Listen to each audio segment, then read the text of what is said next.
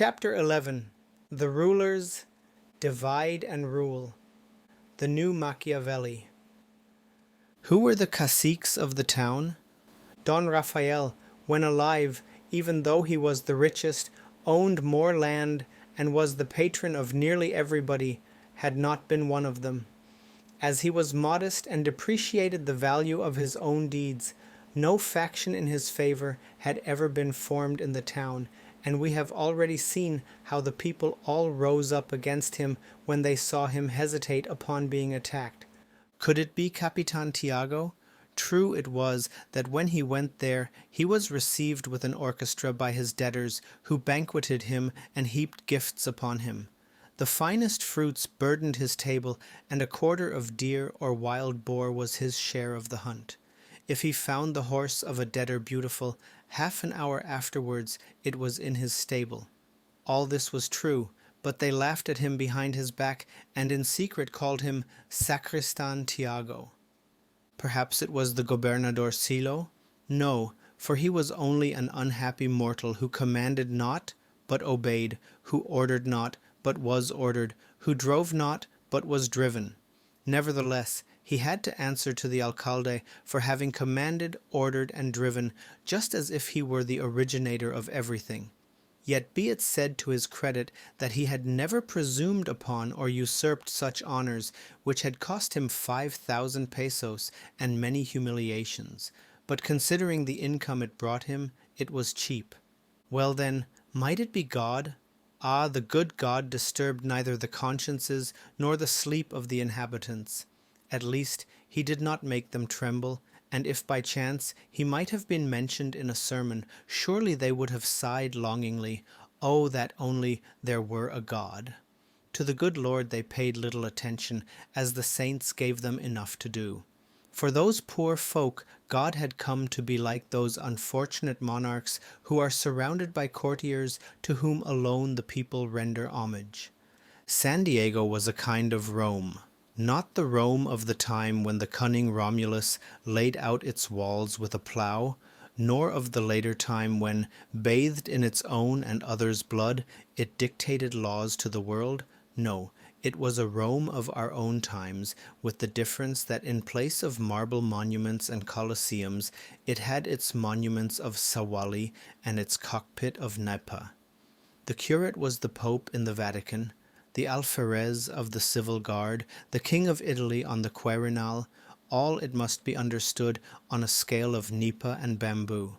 Here, as there, continual quarrelling went on, since each wished to be the master and considered the other an intruder.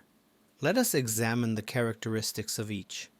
Fray Bernardo Salvi was that silent young Franciscan of whom we have spoken before. In his habits and manners he was quite different from his brethren and even from his predecessor, the violent Padre Damaso. He was thin and sickly, habitually pensive, strict in the fulfillment of his religious duties, and careful of his good name. In a month after his arrival, nearly everyone in the town had joined the venerable tertiary order, to the great distress of its rival, the Society of the Holy Rosary. His soul leapt with joy to see about each neck 4 or 5 scapularies, and around each waist a knotted girdle, and to behold the procession of corpses and ghosts in guingon habits.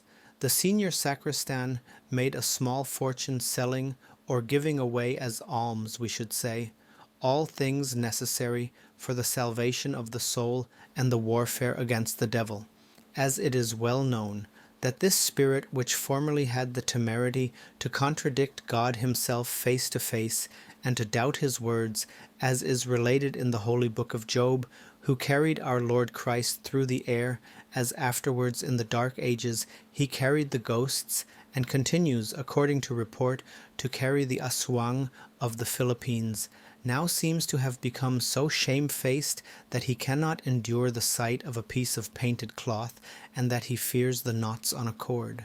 But all this proves nothing more than that there is progress on this side also, and that the devil is backward, or at least a conservative, as are all who dwell in darkness.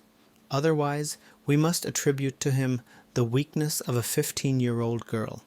As we have said, Fray Salvi was very assiduous in the fulfillment of his duties, too assiduous, the alferez thought. While he was preaching, he was very fond of preaching, the doors of the church were closed, wherein he was like Nero, who allowed no one to leave the theatre while he was singing. But the former did it for the salvation, and the latter for the corruption of souls. Fray Salvi rarely resorted to blows, but was accustomed to punish every shortcoming of his subordinates with fines. In this respect, he was very different from Padre Damaso, who had been accustomed to settle everything with his fists or a cane, administering such chastisement with the greatest goodwill. For this, however, he should not be judged too harshly, as he was firm in the belief that the Indian could be managed only by beating him, just as was affirmed by a friar who knew enough to write books, and Padre Damaso never disputed anything that he saw in print, a credulity of which many might have reason to complain. Although Fray Salvi made little use of violence, yet, as an old wiseacre of the town said, what he lacked in quantity he made up in quality. But this should not be counted against him, for the fasts and abstinences thinned his blood and unstrung his nerves, and, as the people said, the wind got into his head. Thus it came about that it was not possible to learn from the condition of the sacristans' backs whether the curate was fasting or feasting. The only rival of this spiritual power, with tendencies toward the temporal, was, as we have said, the alferez. The only one, since the women told how the devil himself would flee from the curate, because, having one day dared to tempt him, he was caught, tied to a bedpost, soundly whipped with a rope, and set at liberty only after 9 days. As a consequence, anyone who after this would still be the enemy of such a man deserved to fall into worse repute than even the weak and unwary devils. But the alferez deserved his fate. His wife was an old Filipina of abundant rouge and paint, known as Doña Consolacion, although her husband and some others called her by quite another name. The alferez revenged his conjugal misfortunes on his own person by getting so drunk that he made a tank of himself, or by ordering his soldiers to drill in the sun while he remained in the shade, or, more frequently, by beating up his consort, who, if she was not a lamb of God to take away one's sins, at least served to lay up for her spouse many torments in purgatory, if perchance he should get there, a matter of doubt to the devout women. As if for the fun of it, these two used to beat each other up beautifully, giving free shows to the neighborhood with vocal and instrumental accompaniments, four-handed, soft, loud, with pedal and all. Whenever these scandals reached the ears of Padre Salvi, he would smile, cross himself, and recite a paternoster. They called him a grafter, a hypocrite, a Carlist, and a miser. He merely smiled and recited more prayers. The alferez had a little anecdote which he always related to the occasional Spaniards who visited him. "Are you going over to the convento to visit the sanctimonious rascal there, the little curate?" "Yes." "Well, if he offers you chocolate, which I doubt, but if he offers it, remember this. If he calls to the servant and says, 'Juan, make a cup of chocolate, eh?' then stay without fear. But if he calls out, 'Juan, make a cup of chocolate, ah,' then take your hat and leave on a run." "What?" the startled visitor would ask. "Does he poison people?" "Carambas." "No, man, not at all." "What then?" "Chocolate, eh, means thick and rich, while chocolate, ah, means watered and thin." But we are of the opinion that this was a slander on the part of the alferez, since the same story is told of many curates. At least, it may be a thing peculiar to the order. To make trouble for the curate, the soldier, at the instigation of his wife, would prohibit anyone from walking abroad after 9 o'clock at night. Doña Consolacion would then claim that she had seen the curate, disguised in a piña camisa and salakot, walking about late. Fray Salvi would take his revenge in a holy manner. Upon seeing the alferez enter the church, he would innocently order the sacristan to close all the doors, and would then go up into the pulpit and preach until the very saints closed their eyes, and even the wooden dove above his head, the image of the Holy Ghost, murmured for mercy. But the alferez, like all the unregenerate, did not change his ways for this. He would go away cursing, and as soon as he was able to catch a sacristan or one of the curate's servants, he would arrest him, give him a beating, and make him scrub the floor of the barracks and that of his own house, which at such times was put in a decent condition. On going to pay the fine imposed by the curate for his absence, the sacristan would explain the cause. Fray Salvi would listen in silence, take the money, and at once turn out his goats and sheep so that they might graze in the alferez's garden, while he himself looked up a new text for another longer and more edifying sermon. But these were only little pleasantries, and if the two chanced to meet they would shake hands and converse politely. When her husband was sleeping off the wine he had drunk, or was snoring through the siesta, and she could not quarrel with him, Doña Consolacion, in a blue flannel camisa, with a big cigar in her mouth, would take her stand at the window. She could not endure the young people, so from there she would scrutinize and mock the passing girls, who, being afraid of her, would hurry by in confusion, holding their breath the while, and not daring to raise their eyes. One great virtue Doña Consolation possessed, and this was that she had evidently never looked in a mirror. These were the rulers of the town of San Diego. Chapter 12. All Saints. The one thing, perhaps, that indisputably distinguishes man from the brute creation is the attention which he pays to those who have passed away, and wonder of wonders. This characteristic seems to be more deeply rooted in proportion to the lack of civilization. Historians relate that the ancient inhabitants of the Philippines venerated and deified their ancestors, but now the contrary is true, and the dead have to entrust themselves to the living. It is also related that the people of New Guinea preserve the bones of their dead in chests and maintain communication with them. The greater part of the peoples of Asia, Africa, and America offer them the finest products of their kitchens or dishes of what was their favorite food when alive, and give banquets at which they believe them to be present. The Egyptians raised up palaces, and the Mussulmans built shrines, but the masters in these things, those who have most clearly read the human heart, are the people of Dahomey. These Negroes know that man is revengeful, so they consider that nothing will more content the dead than to sacrifice all his enemies upon his grave, and, as man is curious and may not know how to entertain himself in the other life, each year they send him a newsletter under the skin of a beheaded slave. We ourselves differ from all the rest. In spite of the inscriptions on the tombs, hardly anyone believes that the dead rest, and much less that they rest in peace. The most optimistic fancies his forefathers still roasting in purgatory, and, if it turns out that he himself be not completely damned, he will yet be able to associate with them for many years. If anyone would contradict, let him visit the churches and cemeteries of the country on All Saints' Day, and he will be convinced. Now that we are in San Diego, let us visit its cemetery, which is located in the midst of paddy fields, there toward the west, not a city, merely a village of the dead, approached by a path dusty in dry weather and navigable on rainy days. A wooden gate and a fence, half of stone and half of bamboo stakes, appear to separate it from the abode of the living, but not from the curate's goats and some of the pigs of the neighborhood, who come and go making explorations among the tombs and enlivening the solitude with their presence. In the center of this enclosure rises a large wooden cross set on a stone pedestal. The storms have doubled over the tin plate for the inscription INRI, and the rains have effaced the letters.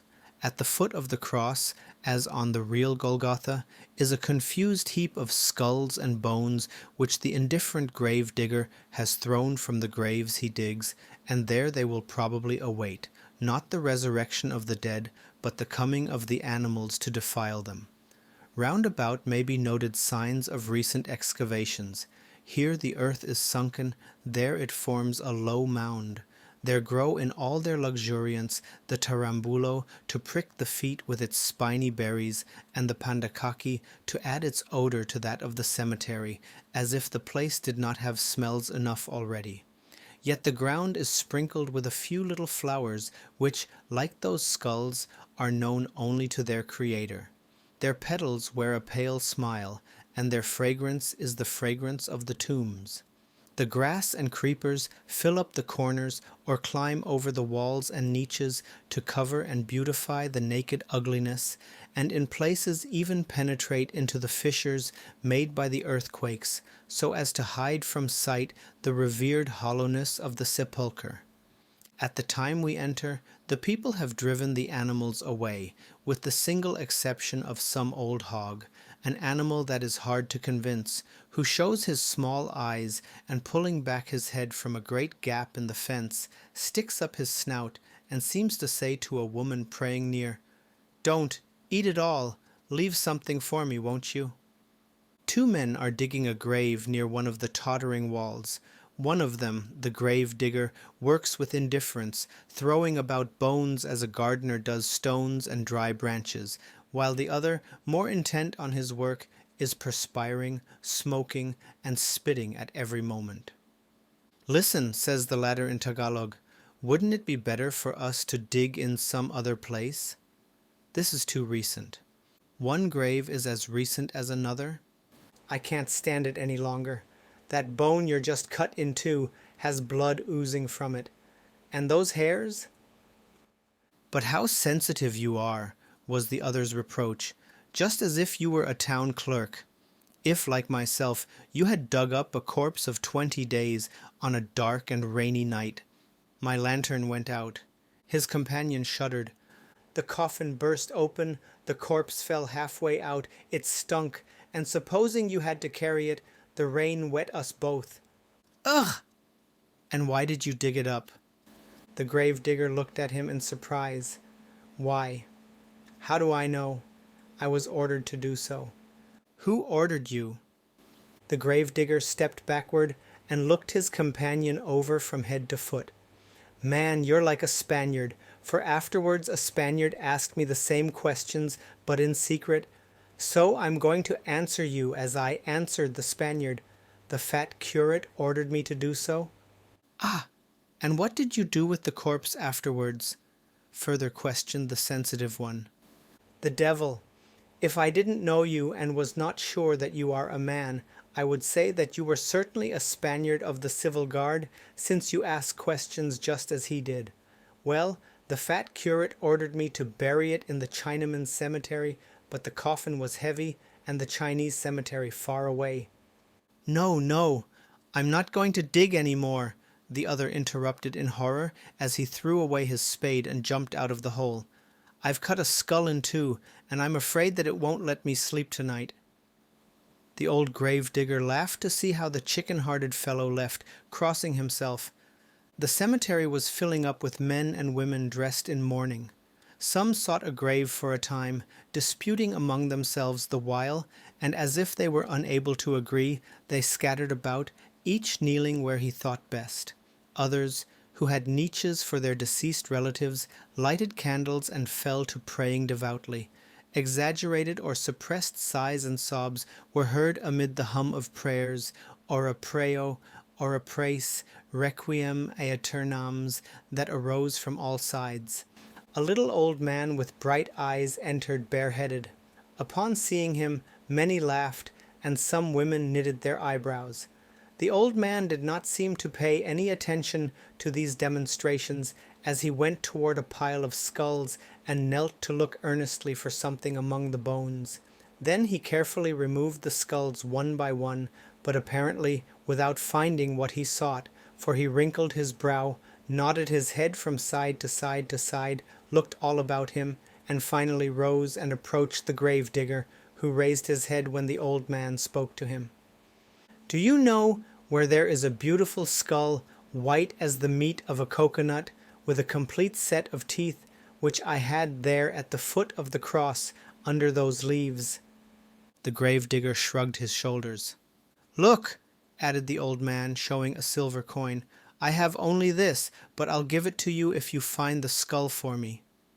The gleam of the silver caused the gravedigger to consider, and staring toward the heap of bones, he said, "Isn't it there?" "No?" "Then I don't know where it is." "Don't you know?" "When those who owe me pay me, I'll give you more," continued the old man. "It was the skull of my wife, so if you find it for me—" "Isn't it there?" "Then I don't know, but if you wish, I can give you another." "You're like the grave you're digging," apostrophized the old man nervously. "You don't know the value of what you lose." "For whom is that grave?" "How should I know?" replied the other in bad humor. "For a corpse." "Like the grave, like the grave," repeated the old man with a dry smile. "You don't know what you throw away, nor what you receive. Dig, dig on." And he turned away in the direction of the gate. Meanwhile, the gravedigger had completed his task, attested by the 2 mounds of fresh red earth at the sides of the grave. He took some bio from his salakot and began to chew it while he stared stupidly at what was going on around him. Chapter 13. Signs of Storm. As the old man was leaving the cemetery, there stopped at the head of the path a carriage which, from its dust-covered appearance and sweating horses, seemed to have come from a great distance. Followed by an aged servant, Ibarra left the carriage and dismissed it with a wave of his hand, then gravely and silently turned toward the cemetery. "My illness and my duties have not permitted me to return," said the old servant timidly. "Capitan Tiago promised that he would see that a niche was constructed, but I planted some flowers on the grave and set up a cross carved by my own hands."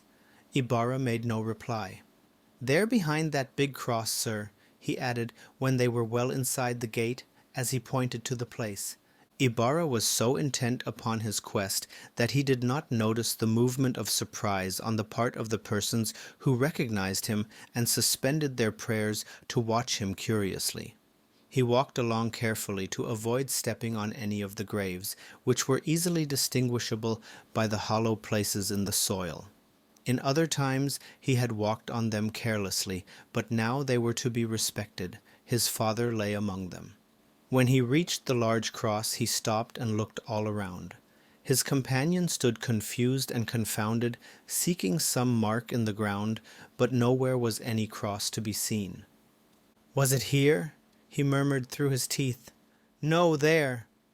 "But the ground has been disturbed." Ibarra gave him a look of anguish. "Yes," he went on, "I remember that there was a stone near it. The grave was rather short.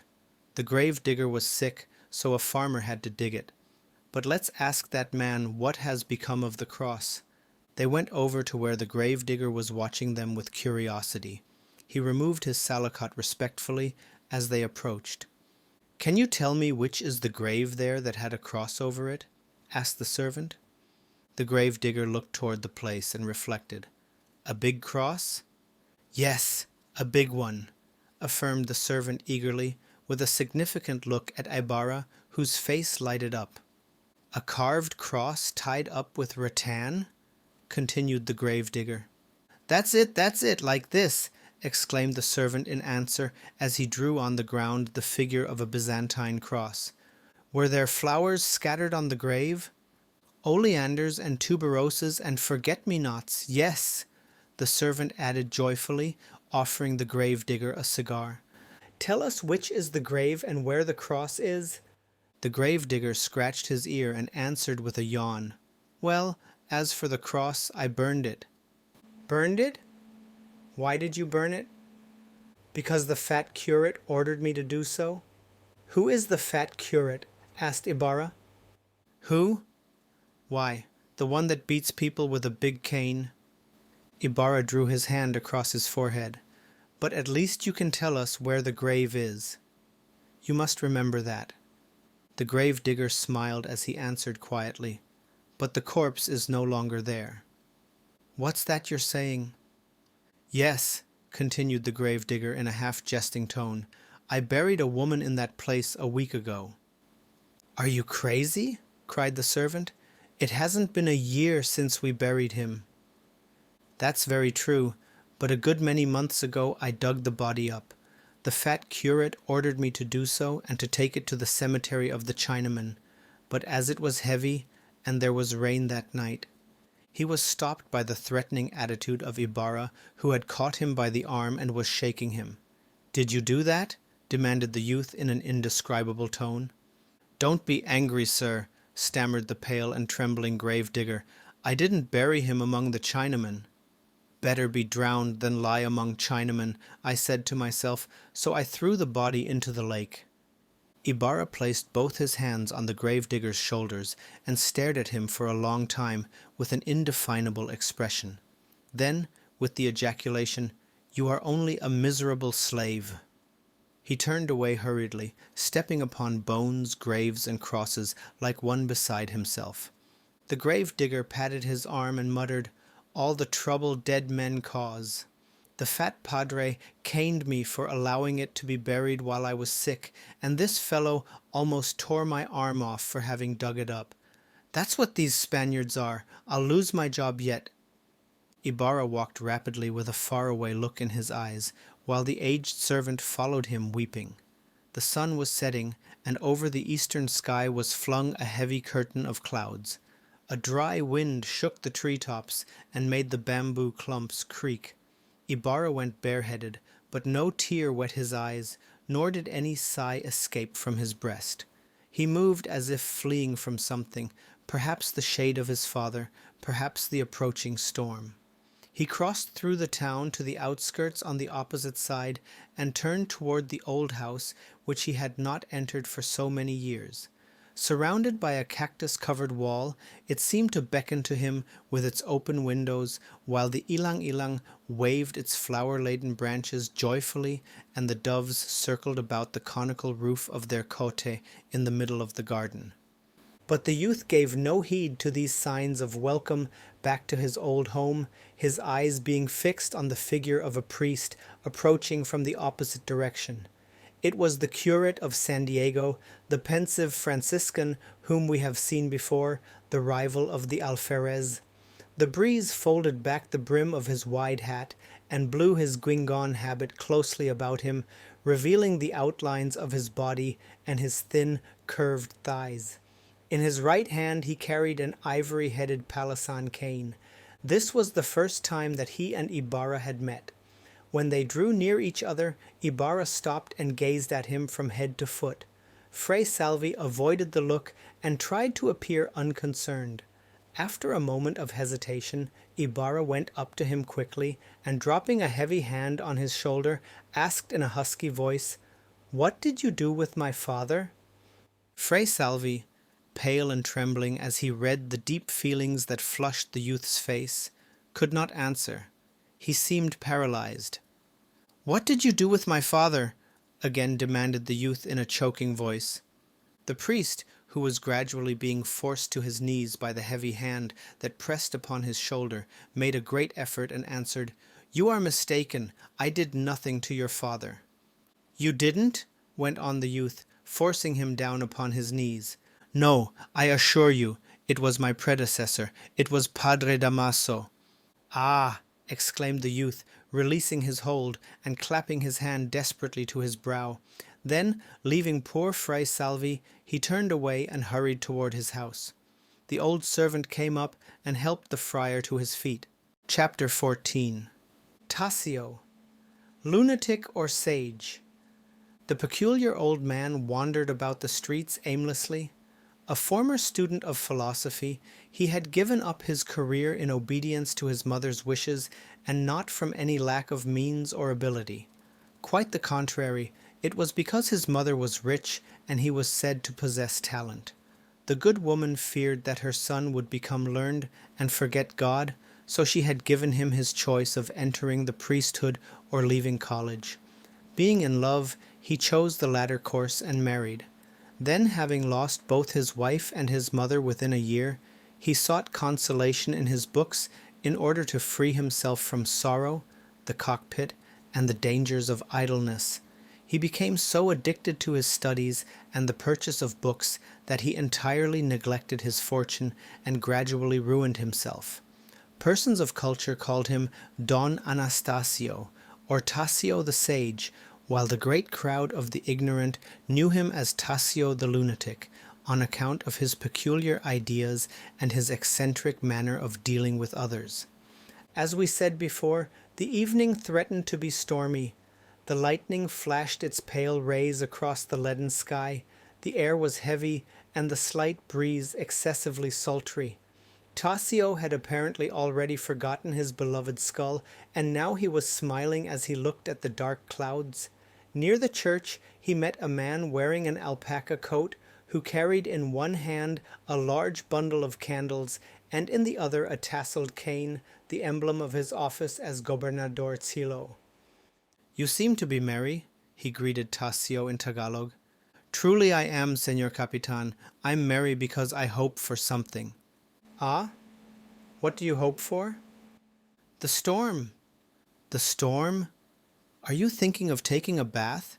asked the Gobernadorcillo in a jesting way as he stared at the simple attire of the old man. "A bath? That's not a bad idea, especially when one has just stumbled over some trash," answered Tasio in a similar, though somewhat more offensive tone, staring at the other's face. "But I hope for something better." "What then?" "Some thunderbolts that will kill people and burn down houses," returned the sage seriously. "Why don't you ask for the deluge at once? We all deserve it, even you and I. You, Señor Gobernadorcillo, have there a bundle of tapers that came from some Chinese shop. Yet this now makes the 10th year that I have been proposing to each new occupant of your office the purchase of lightning rods. Everyone laughs at me and buys bombs and rockets and pays for the ringing of bells. Even you yourself, on the day after I made my proposition, ordered from the Chinese founders a bell in honor of Saint Barbara, when science has shown that it is dangerous to ring the bells during a storm.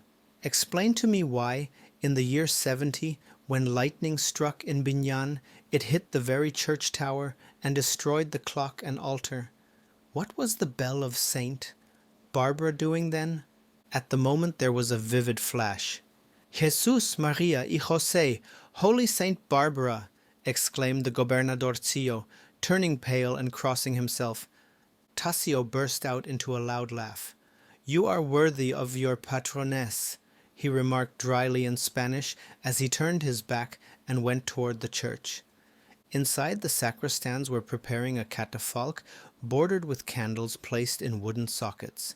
2 large tables had been placed one above the other and covered with black cloth, across which ran white stripes, with here and there a skull painted on it. "Is that for the souls or for the candles?"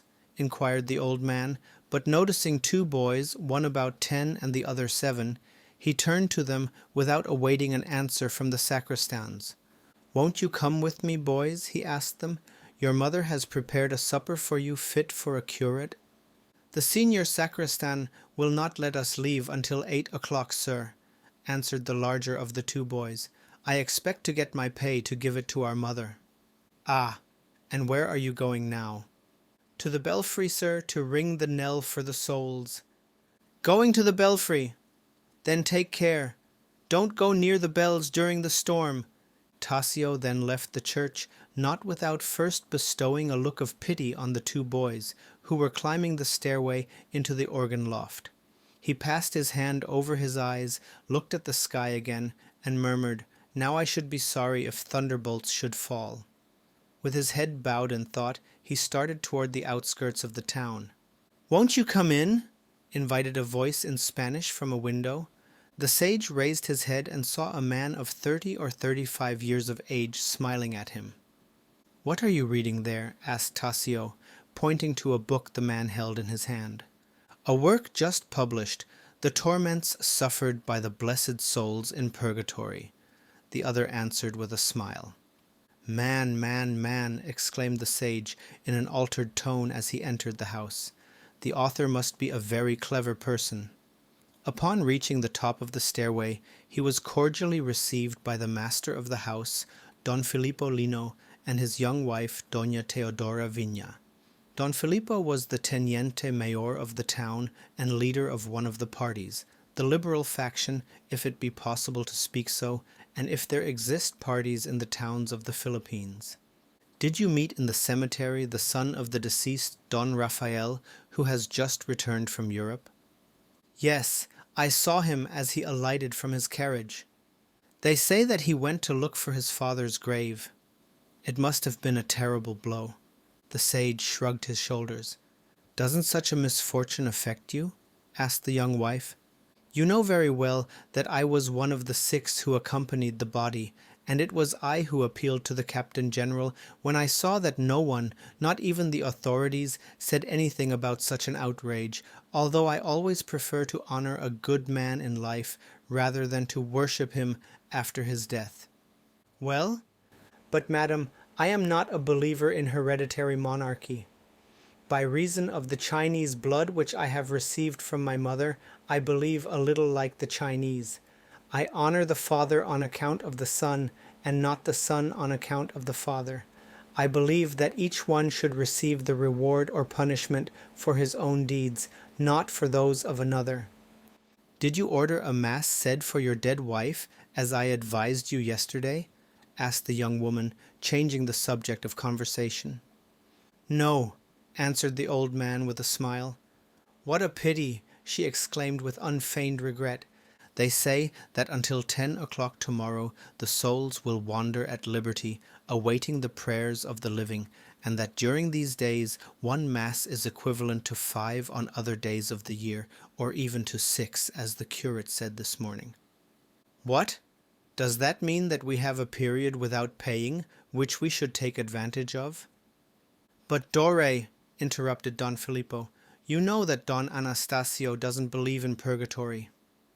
I don't believe in purgatory, protested the old man, partly rising from his seat, even when I know something of its history.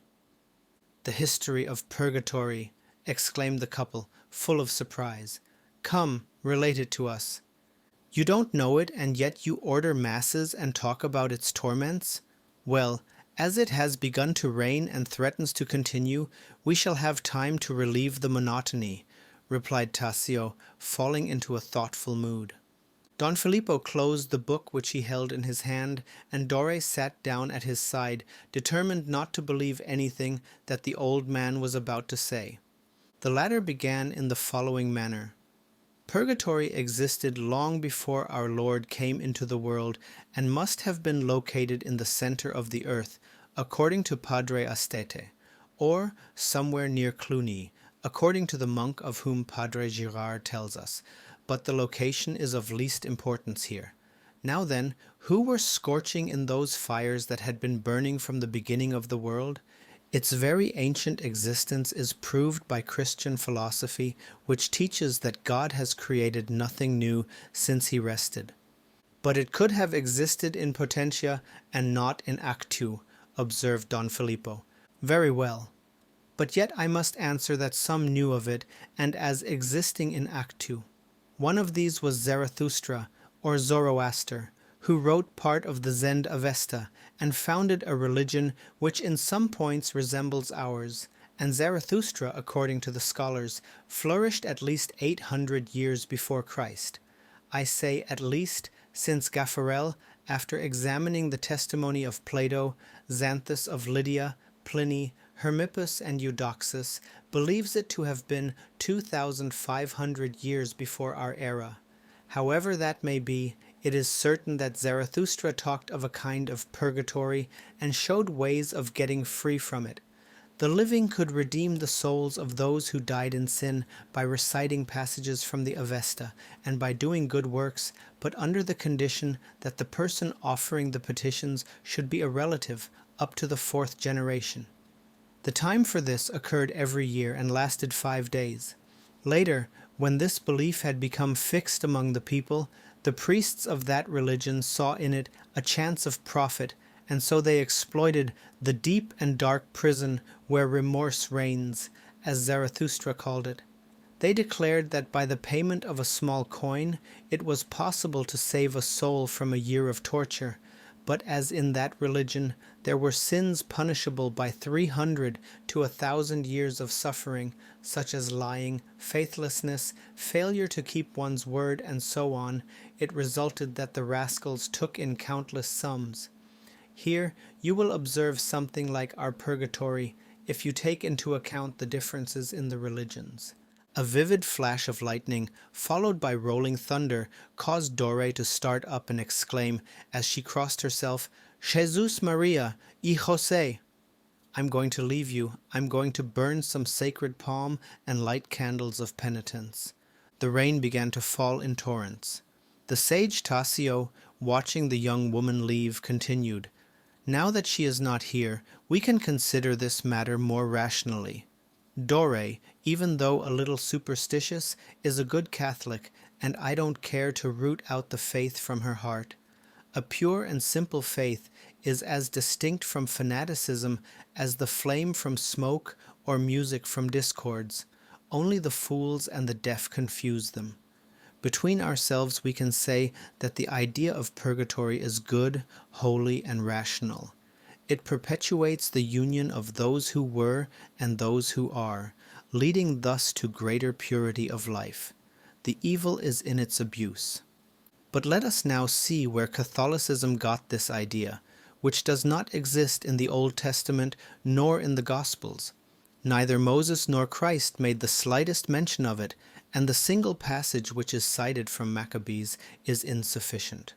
Besides, this book was declared apocryphal by the Council of Laodicea, and the Holy Catholic Church accepted it only later. Neither have the pagan religions anything like it. The oft-quoted passage in Virgil, Aliae panduntur inanes, which probably gave occasion for saint. Gregory the Great to speak of drowned souls, and to Dante for another narrative in his Divine Comedy, cannot have been the origin of this belief. Neither the Brahmins, the Buddhists, nor the Egyptians, who may have given Rome her Charon and her Avernus, had anything like this idea. I won't speak now of the religions of Northern Europe, for they were religions of warriors, bards, and hunters, and not of philosophers. While they yet preserved their beliefs and even their rites under Christian forms, they were unable to accompany the hordes in the spoliation of Rome or to seat themselves on the Capitoline. The religions of the mists were dissipated by the southern sun. Now then, the early Christians did not believe in a purgatory, but died in the blissful confidence of shortly seeing God face to face. Apparently, the first fathers of the Church who mentioned it were Saint Clement of Alexandria, Origen, and Saint Irenaeus, who were all perhaps influenced by Zarathustra's religion, which still flourished and was widely spread throughout the East, since at every step we read reproaches against Origen's Orientalism.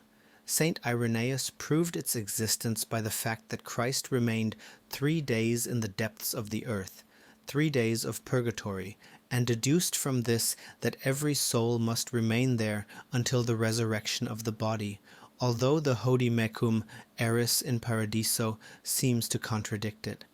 St. Augustine also speaks of purgatory, and, if not affirming its existence, yet he did not believe it impossible, conjecturing that in another existence there might continue the punishments that we receive in this life for our sins. "The devil with St. Augustine," ejaculated Don Filippo. "He wasn't satisfied with what we suffer here, but wished a continuance." Well, so it went. Some believed it and others didn't. Although Saint Gregory finally came to admit it in his De Quibus Dam Levibus Culpis esse ante judicium purgatorius ignis credendus est, yet nothing definite was done until the year 1439, that is, 8 centuries later, when the Council of Florence declared that there must exist a purifying fire for the souls of those who have died in the love of God, but without having satisfied divine justice. Lastly, the Council of Trent under Pius IV in 1563, in the 25th session, issued the purgatorial decree beginning Cura Catholica Ecclesia Spiritus Sancto Edocta, wherein it deduces that after the office of the Mass, the petitions of the living, their prayers, alms, and other pious works are the surest means of freeing the souls. Nevertheless, the Protestants do not believe in it, nor do the Greek fathers, since they reject any biblical authority for it and say that our responsibility ends with death, and that the quodcumque ligaberis in terra does not mean usque ad purgatorium. But to this the answer can be made that since purgatory is located in the center of the earth, it fell naturally under the control of Saint Peter. But I should never get through if I had to relate all that has been said on the subject. Any day that you wish to discuss the matter with me, come to my house, and there we will consult the books and talk freely and quietly. Now I must go. I don't understand why Christian piety permits robbery on this night, and you, the authorities, allow it, and I fear for my books. If they should steal them to read, I wouldn't object, but I know that there are many who wish to burn them in order to do for me an act of charity, and such charity, worthy of the Caliph Omar, is to be dreaded. Some believe that on account of those books I am already damned. But I suppose that you do believe in damnation? Asked Dore with a smile, as she appeared carrying in a brazier the dry palm leaves, which gave off a peculiar smoke and an agreeable odor. I don't know, madam, what God will do with me, replied the old man thoughtfully. When I die, I will commit myself to him without fear, and he may do with me what he wishes. But a thought strikes me. What thought is that? If the only ones who can be saved are the Catholics, and of them only 5%, as many curates say, and as the Catholics form only a 12th part of the population of the world, if we believe what statistics show, it would result that after damning millions and millions of men during the countless ages that passed before the Savior came to the earth, after a Son of God has died for us, it is now possible to save only 5 in every 1,200. That cannot be so. I prefer to believe and say with Job, "Wilt thou break a leaf driven to and fro, and wilt thou pursue the dry stubble?" No, such a calamity is impossible, and to believe it is blasphemy. What do you wish? Divine justice, divine purity? Oh, but divine justice and divine purity saw the future before the creation, answered the old man, as he rose shuddering. Man is an accidental and not a necessary part of creation, and that God cannot have created him, no indeed, only to make a few happy and condemn hundreds to eternal misery, and all in a moment for hereditary faults. No, if that be true, strangle your baby son sleeping there. If such a belief were not a blasphemy against that God, who must be the highest good, then the Phoenician Moloch, which was appeased with human sacrifices and innocent blood, and in whose belly were burned the babes torn from their mothers' breasts, that bloody deity, that horrible divinity, would be by the side of him a weak girl, a friend, a mother of humanity. Horrified, the lunatic or the sage left the house and ran along the street in spite of the rain and the darkness. A lurid flash, followed by frightful thunder and filling the air with deadly currents, lighted the old man as he stretched his hand toward the sky and cried out, "Thou protestest! I know that thou art not cruel. I know that I must only name thee good." The flashes of lightning became more frequent, and the storm increased in violence. Chapter 15. The Sacristans. The thunder resounded, roar following close upon roar, each preceded by a blinding flash of zigzag lightning, so that it might have been said that God was writing his name in fire, and that the eternal arch of heaven was trembling with fear. The rain, whipped about in a different direction each moment by the mournfully whistling wind, fell in torrents. With a voice full of fear, the bells sounded their sad supplication, and in the brief pauses between the roars of the unchained elements told forth sorrowful peals like plaintive groans. On the second floor of the church tower were the two boys whom we saw talking to the sage. The younger, a child of 7 years with large black eyes and a timid countenance, was huddling close to his brother, a boy of 10, whom he greatly resembled in features, except that the look on the elder's face was deeper and firmer. Both were meanly dressed in clothes full of rents and patches. They sat upon a block of wood, each holding the end of a rope, which extended upward and was lost amid the shadows above. The wind-driven rain reached them and snuffed the piece of candle burning dimly on the large round stone that was used to furnish the thunder on Good Friday by being rolled around the gallery. "Pull on the rope, Crispin, pull!" cried the elder to his little brother, who did as he was told, so that from above was heard a faint peal, instantly drowned out by the re-echoing thunder. "Oh, if we were only at home now with mother," sighed the younger, as he gazed at his brother. "There I shouldn't be afraid." The elder did not answer. He was watching the melting wax of the candle, apparently lost in thought. "There no one would say that I stole," went on Crispin. "Mother wouldn't allow it. If she knew that they whipped me—" The elder took his gaze from the flame, raised his head, and clutching the thick rope, pulled violently on it, so that a sonorous peal of the bells was heard. "Are we always going to live this way, brother?" continued Crispin. "I'd like to get sick at home tomorrow. I'd like to fall into a long sickness so that mother might take care of me and not let me come back to the convento, so I'd not be called a thief, nor would they whip me. And you too, brother, you must get sick with me." "No," answered the older. "We should all die, mother of grief and we of hunger." Crispin remained silent for a moment, then asked, "How much will you get this month?" 2 pesos. They're fined me twice." "Then pay what they say I've stolen so that they won't call us thieves." "Pay it, brother." "Are you crazy, Crispin? Mother wouldn't have anything to eat. The senior sacristan says that you've stolen 2 gold pieces and they're worth 32 pesos. The little one counted on his fingers up to 32. 6 hands and 2 fingers over, and each finger a peso. He murmured thoughtfully. "And each peso, how many cuartos?" 160. 160 cuartos? 160 times a cuarto? Goodness! And how many are 160? 32 hands, answered the older. Crispin looked hard at his little hands. 32 hands, he repeated. 6 hands and 2 fingers over, and each finger 32 hands, and each finger a cuarto. Goodness, what a lot of cuartos! I could hardly count them in 3 days, and with them could be bought shoes for our feet, a hat for my head when the sun shines hot, a big umbrella for the rain, and food and clothes for you and mother, and—" He became silent and thoughtful again. "Now I'm sorry that I didn't steal," he soon exclaimed. "Crispin!" reproached his brother. "Don't get angry.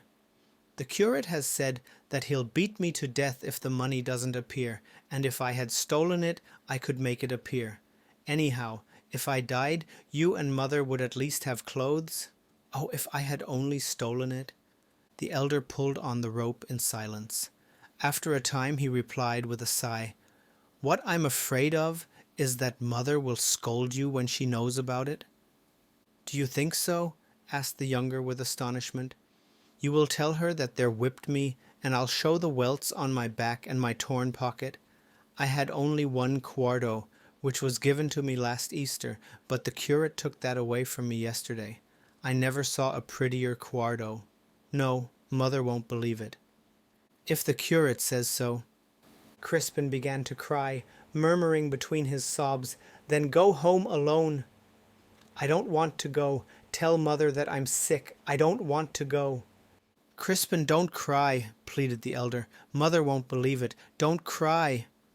"Old Tasio told us that a fine supper is waiting for us." "A fine supper?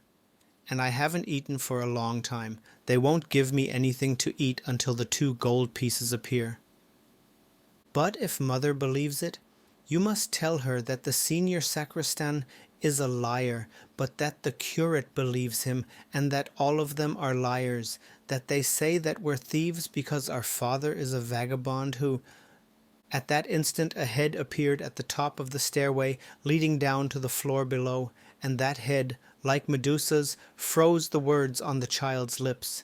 It was a long, narrow head covered with black hair, with blue glasses concealing the fact that one eye was sightless. The senior sacristan was accustomed to appear thus without noise or warning of any kind. The two brothers turned cold with fear. "On you, Basilio, I impose a fine of 2 reals for not ringing the bells in time," he said in a voice so hollow that his throat seemed to lack vocal cords.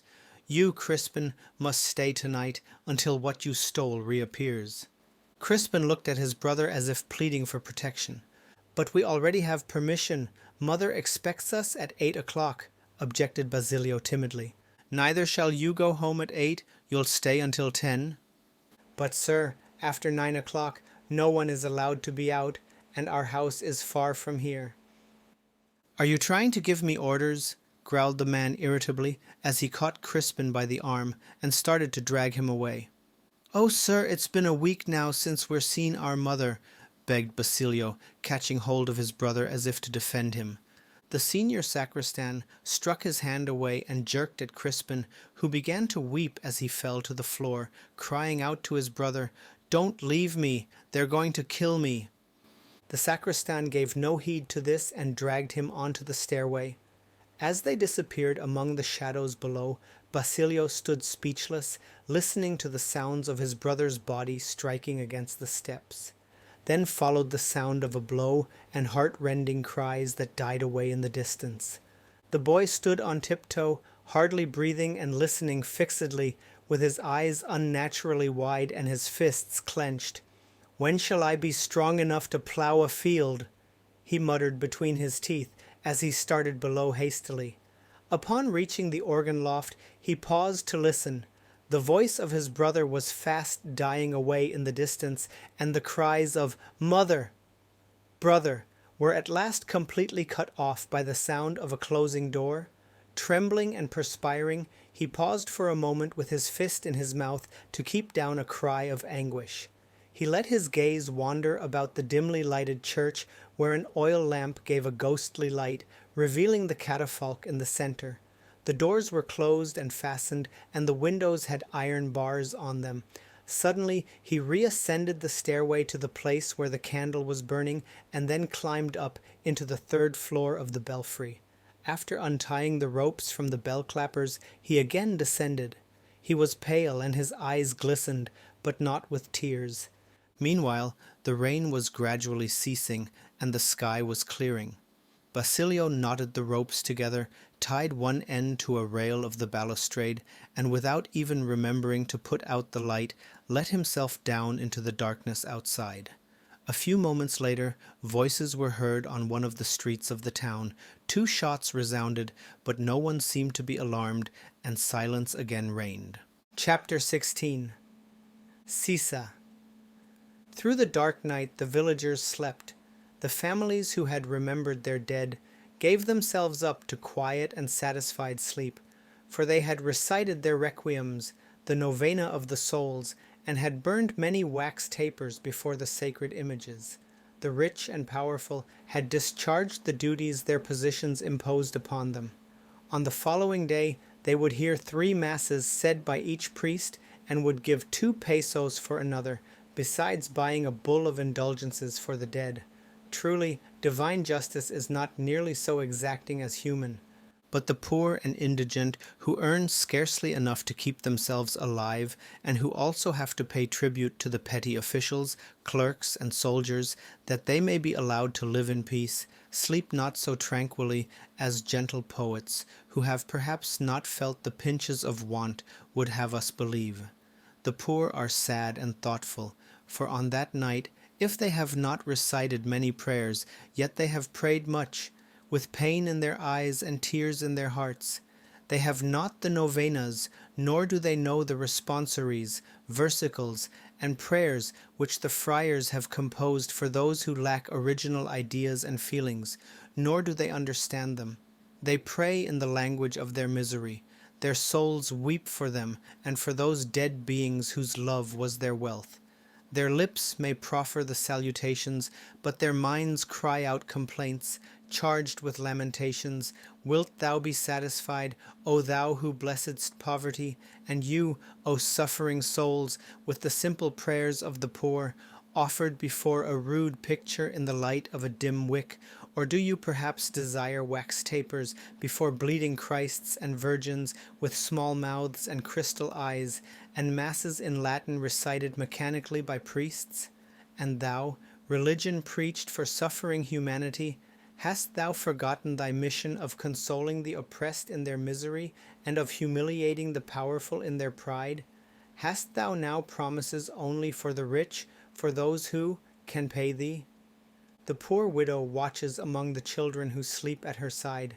She is thinking of the indulgences that she ought to buy for the repose of the souls of her parents and of her dead husband. "A peso," she says, "a peso is a week of happiness for my children, a week of laughter and joy, my savings for a month, a dress for my daughter who is becoming a woman. But it is necessary that you put aside these worldly desires," says the voice that she heard in the pulpit. "It is necessary that you make sacrifices." Yes, it is necessary. The Church does not gratuitously save the beloved souls for you, nor does it distribute indulgences without payment. You must buy them, so tonight instead of sleeping you should work. Think of your daughter so poorly clothed. Fast, for heaven is dear. Decidedly, it seems that the poor enter not into heaven. Such thoughts wander through the space enclosed between the rough mats spread out on the bamboo floor and the ridge of the roof, from which hangs the hammock wherein the baby swings. The infant's breathing is easy and peaceful, but from time to time he swallows and smacks his lips. His hungry stomach, which is not satisfied with what his older brothers have given him, dreams of eating. The cicadas chant monotonously, mingling their ceaseless notes with the trills of the cricket hidden in the grass, or the chirp of the little lizard which has come out in search of food, while the big gecko, no longer fearing the water, disturbs the concert with its ill-omened voice as it shows its head from out the hollow of the decayed tree trunk. The dogs howl mournfully in the streets, and superstitious folk, hearing them, are convinced that they see spirits and ghosts. But neither the dogs nor the other animals see the sorrows of men. Yet how many of these exist? Distant from the town, an hour's walk, lives the mother of Basilio and Crispin. The wife of a heartless man, she struggles to live for her sons, while her husband is a vagrant gamester with whom her interviews are rare but always painful. He has gradually stripped her of her few jewels to pay the cost of his vices, and when the suffering Sisa no longer had anything that he might take to satisfy his whims, he had begun to maltreat her. Weak in character, with more heart than intellect, she knew only how to love and to weep. Her husband was a god, and her sons were his angels, so he, knowing to what point he was loved and feared, conducted himself like all false gods. Daily he became more cruel, more inhuman, more willful. Once, when he had appeared with his countenance gloomier than ever before, Sisa had consulted him about the plan of making a sacristan of Basilio, and he had merely continued to stroke his gamecock, saying neither yes nor no, only asking whether the boy would earn much money. She had not dared to insist, but her needy situation and her desire that the boys should learn to read and write in the town school forced her to carry out the plan. Still her husband had said nothing.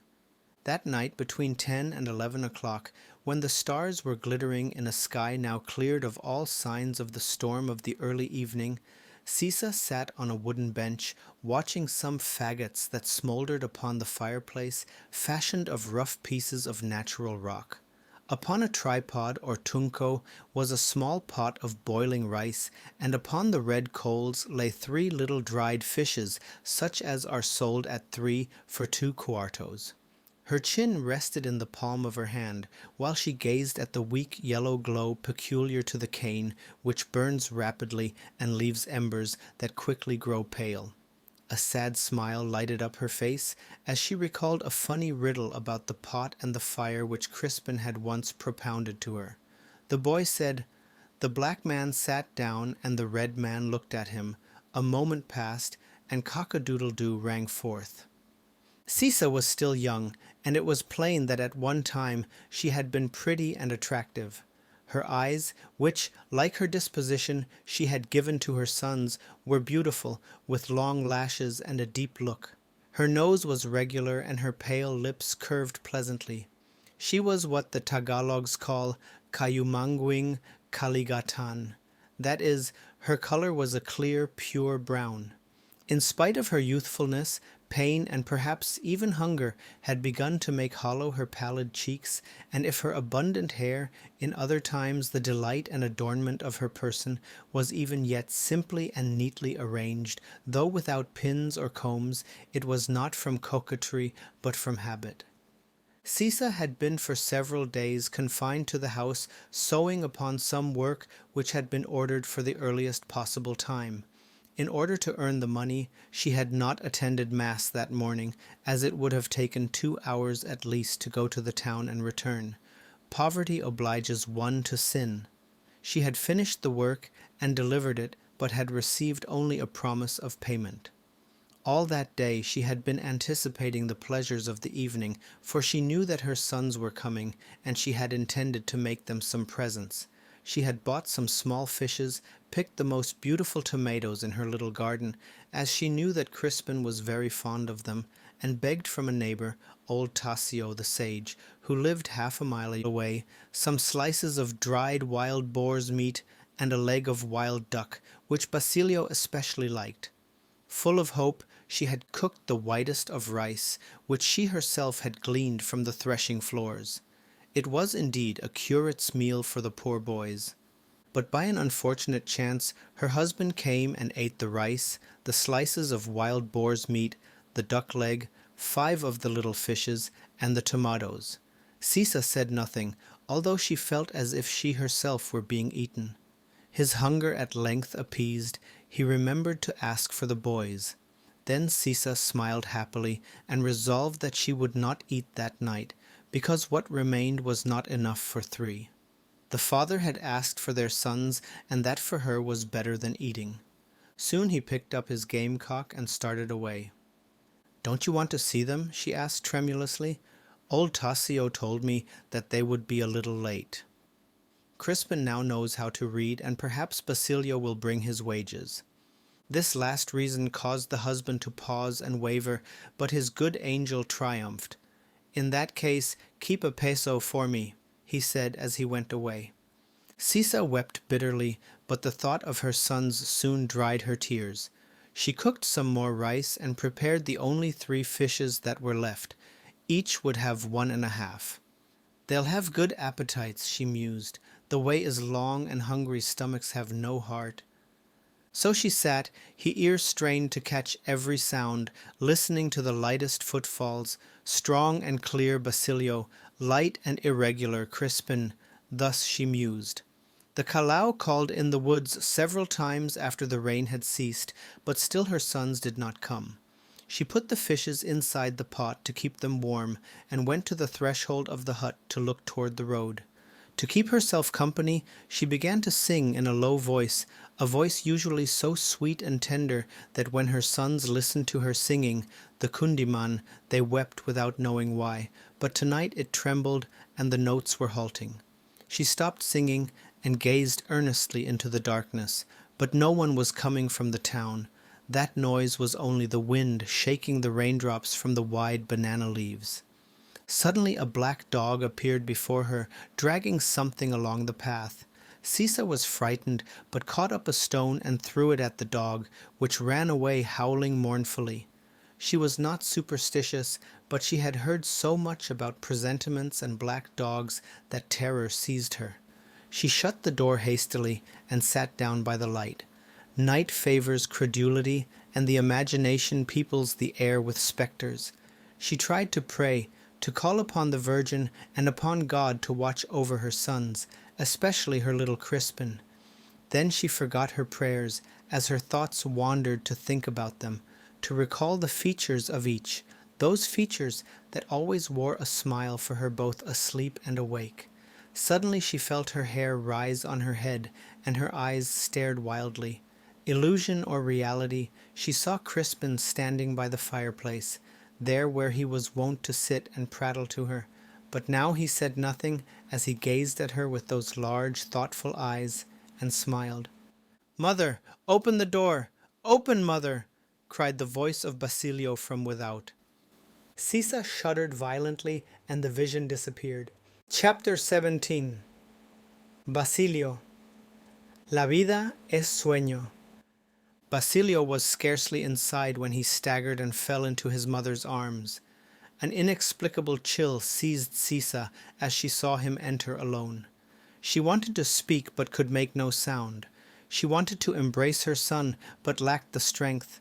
To weep was impossible. At sight of the blood which covered the boy's forehead, she cried in a tone that seemed to come from a breaking heart, "My sons!"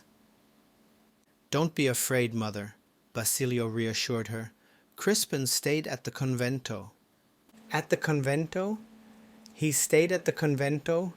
Is he alive?" The boy raised his eyes to her. "Ah!" she sighed, passing from the depths of sorrow to the heights of joy. She wept and embraced her son, covering his bloody forehead with kisses. "Crispin is alive. You left him at the convento, but why are you wounded, my son? Have you had a fall?" she inquired, as she examined him anxiously. "The senior sacristan took Crispin away and told me that I could not leave until 10 o'clock, but it was already late, and so I ran away. In the town the soldiers challenged me. I started to run, they fired, and a bullet grazed my forehead. I was afraid they would arrest me and beat me and make me scrub out the barracks, as they did with Pablo, who is still sick from it." My God," murmured his mother, shuddering, "thou hast saved him." Then, while she sought for bandages, water, vinegar, and a feather, she went on, "A finger's breadth more, and they would have killed you, they would have killed my boy." The civil guards do not think of the mothers. "You must say that I fell from a tree so that no one will know they chased me," Basilio cautioned her. "Why did Crispin stay?" asked Sisa, after dressing her son's wound. Basilio hesitated a few moments, then with his arms about her and their tears mingling, he related little by little the story of the gold pieces, without speaking, however, of the tortures they were inflicting upon his young brother. "My good Crispin!" To accuse my good Crispin, it's because we're poor, and we poor people have to endure everything, murmured Sisa, staring through her tears at the light of the lamp, which was now dying out from lack of oil. So they remained silent for a while. "Haven't you had any supper yet? Here are rice and fish. I don't want anything, only a little water." "Yes," answered his mother sadly, "I know that you don't like dried fish. I had prepared something else, but your father came." "Father came?" asked Basilio, instinctively examining the face and hands of his mother. The son's questioning gaze pained Sisa's heart, for she understood it only too well, so she added hastily, "He came and asked a lot about you and wanted to see you, and he was very hungry. He said that if you continued to be so good, he would come back to stay with us." An exclamation of disgust from Basilio's contracted lips interrupted her. "Son!" she reproached him. "Forgive me, mother," he answered seriously. "But aren't we three better off?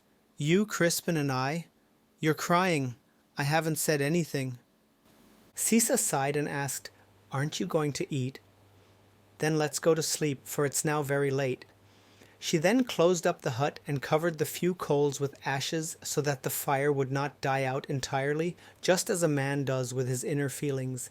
He covers them with the ashes of his life, which he calls indifference, so that they may not be deadened by daily contact with his fellows. Basilio murmured his prayers and lay down near his mother, who was upon her knees praying.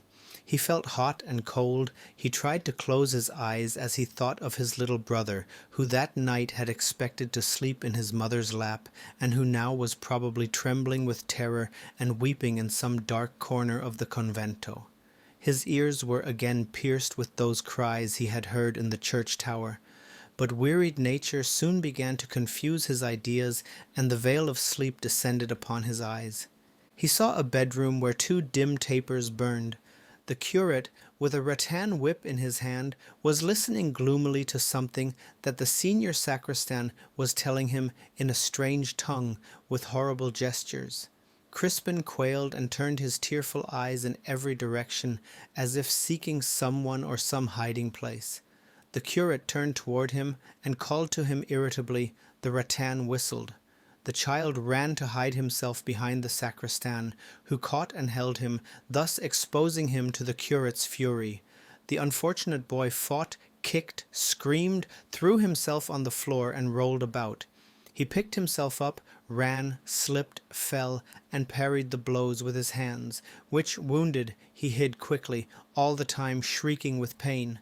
Basilio saw him twist himself, strike the floor with his head. He saw and heard the rattan whistle. In desperation, his little brother rose. Mad with pain, he threw himself upon his tormentor and bit him on the hand.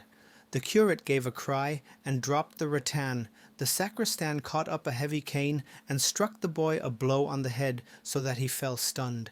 The curate, seeing him down, trampled him with his feet. But the child no longer defended himself, nor did he cry out. He rolled along the floor, a lifeless mass that left a damp track. Sisa's voice brought him back to reality. "What's the matter? Why are you crying?" "I dreamed, oh God!" exclaimed Basilio, sitting up covered with perspiration. "It was a dream. Tell me, mother, that it was only a dream, only a dream." "What did you dream?" The boy did not answer, but sat drying his tears and wiping away the perspiration. The hut was in total darkness. A dream, repeated Basilio in subdued tones. "Tell me what you dreamed." "I can't sleep," said his mother when he lay down again. "Well," he said in a low voice, "I dreamed that we had gone to glean the rice stalks. In a field where there were many flowers, the women had baskets full of rice stalks, the men too had baskets full of rice stalks, and the children too. I don't remember any more, mother. I don't remember the rest." Sisa had no faith in dreams, so she did not insist. "Mother, I've thought of a plan tonight," said Basilio after a few moments' silence. "What is your plan?" she asked. Sisa was humble in everything, even with her own sons, trusting their judgment more than her own. "I don't want to be a sacristan any longer." "What?" "Listen, mother, to what I've been thinking about. Today there arrived from Spain the son of the dead Don Raphael, and he will be a good man like his father. Well now, mother, tomorrow you will get Crispin, collect my wages, and say that I will not be a sacristan any longer. As soon as I get well, I'll go to see Don Crisostomo and ask him to hire me as a herdsman of his cattle and carabaos. I'm now big enough. Crispin can study with old Tasio, who does not whip and who is a good man, even if the curate does not believe so. What have we to fear now from the padre? Can he make us any poorer than we are? You may believe it, mother, the old man is good.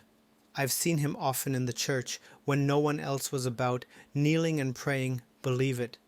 So, mother, I'll stop being a sacristan. I earn but little, and that little is taken away from me in fines.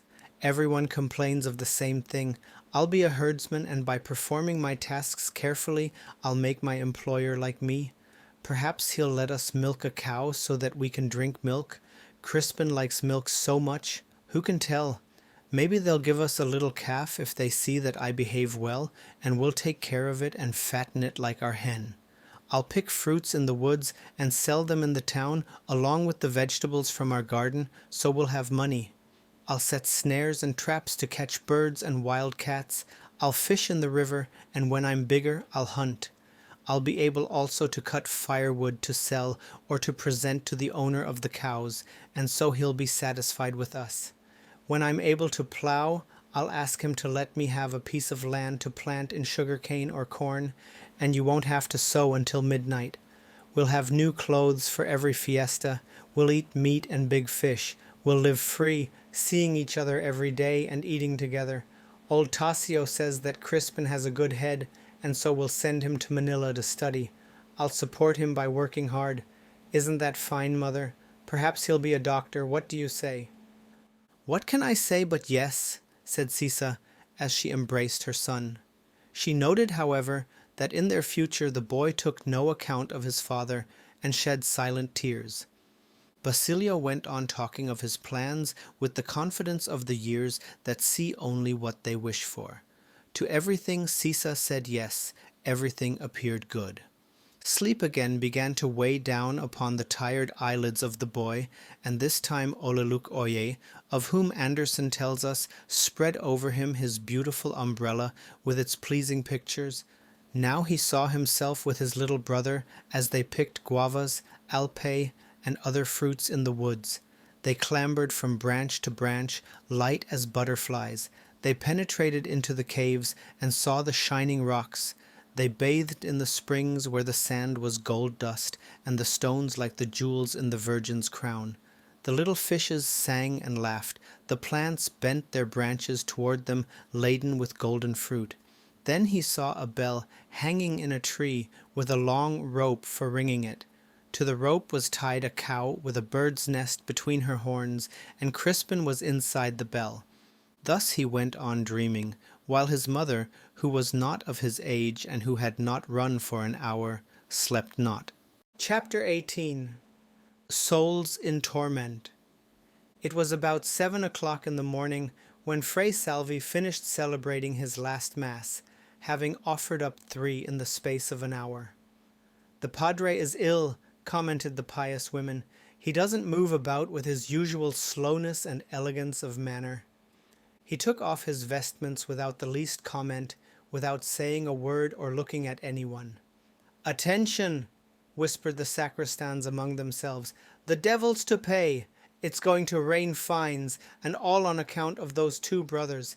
He left the sacristy to go up into the rectory, in the hallway of which there awaited him some 7 or 8 women seated upon benches, and a man who was pacing back and forth. Upon seeing him approach, the women arose, and one of them pressed forward to kiss his hand, but the holy man made a sign of impatience that stopped her short. "Can it be that you've lost a real curriput?" exclaimed the woman with a jesting laugh, offended at such a reception. "Not to give his hand to me, matron of the sisterhood, Sister Rufa." It was an unheard-of proceeding. "He didn't go into the confessional this morning," added Sister Sipa, a toothless old woman. "I wanted to confess myself so as to receive communion and get the indulgences."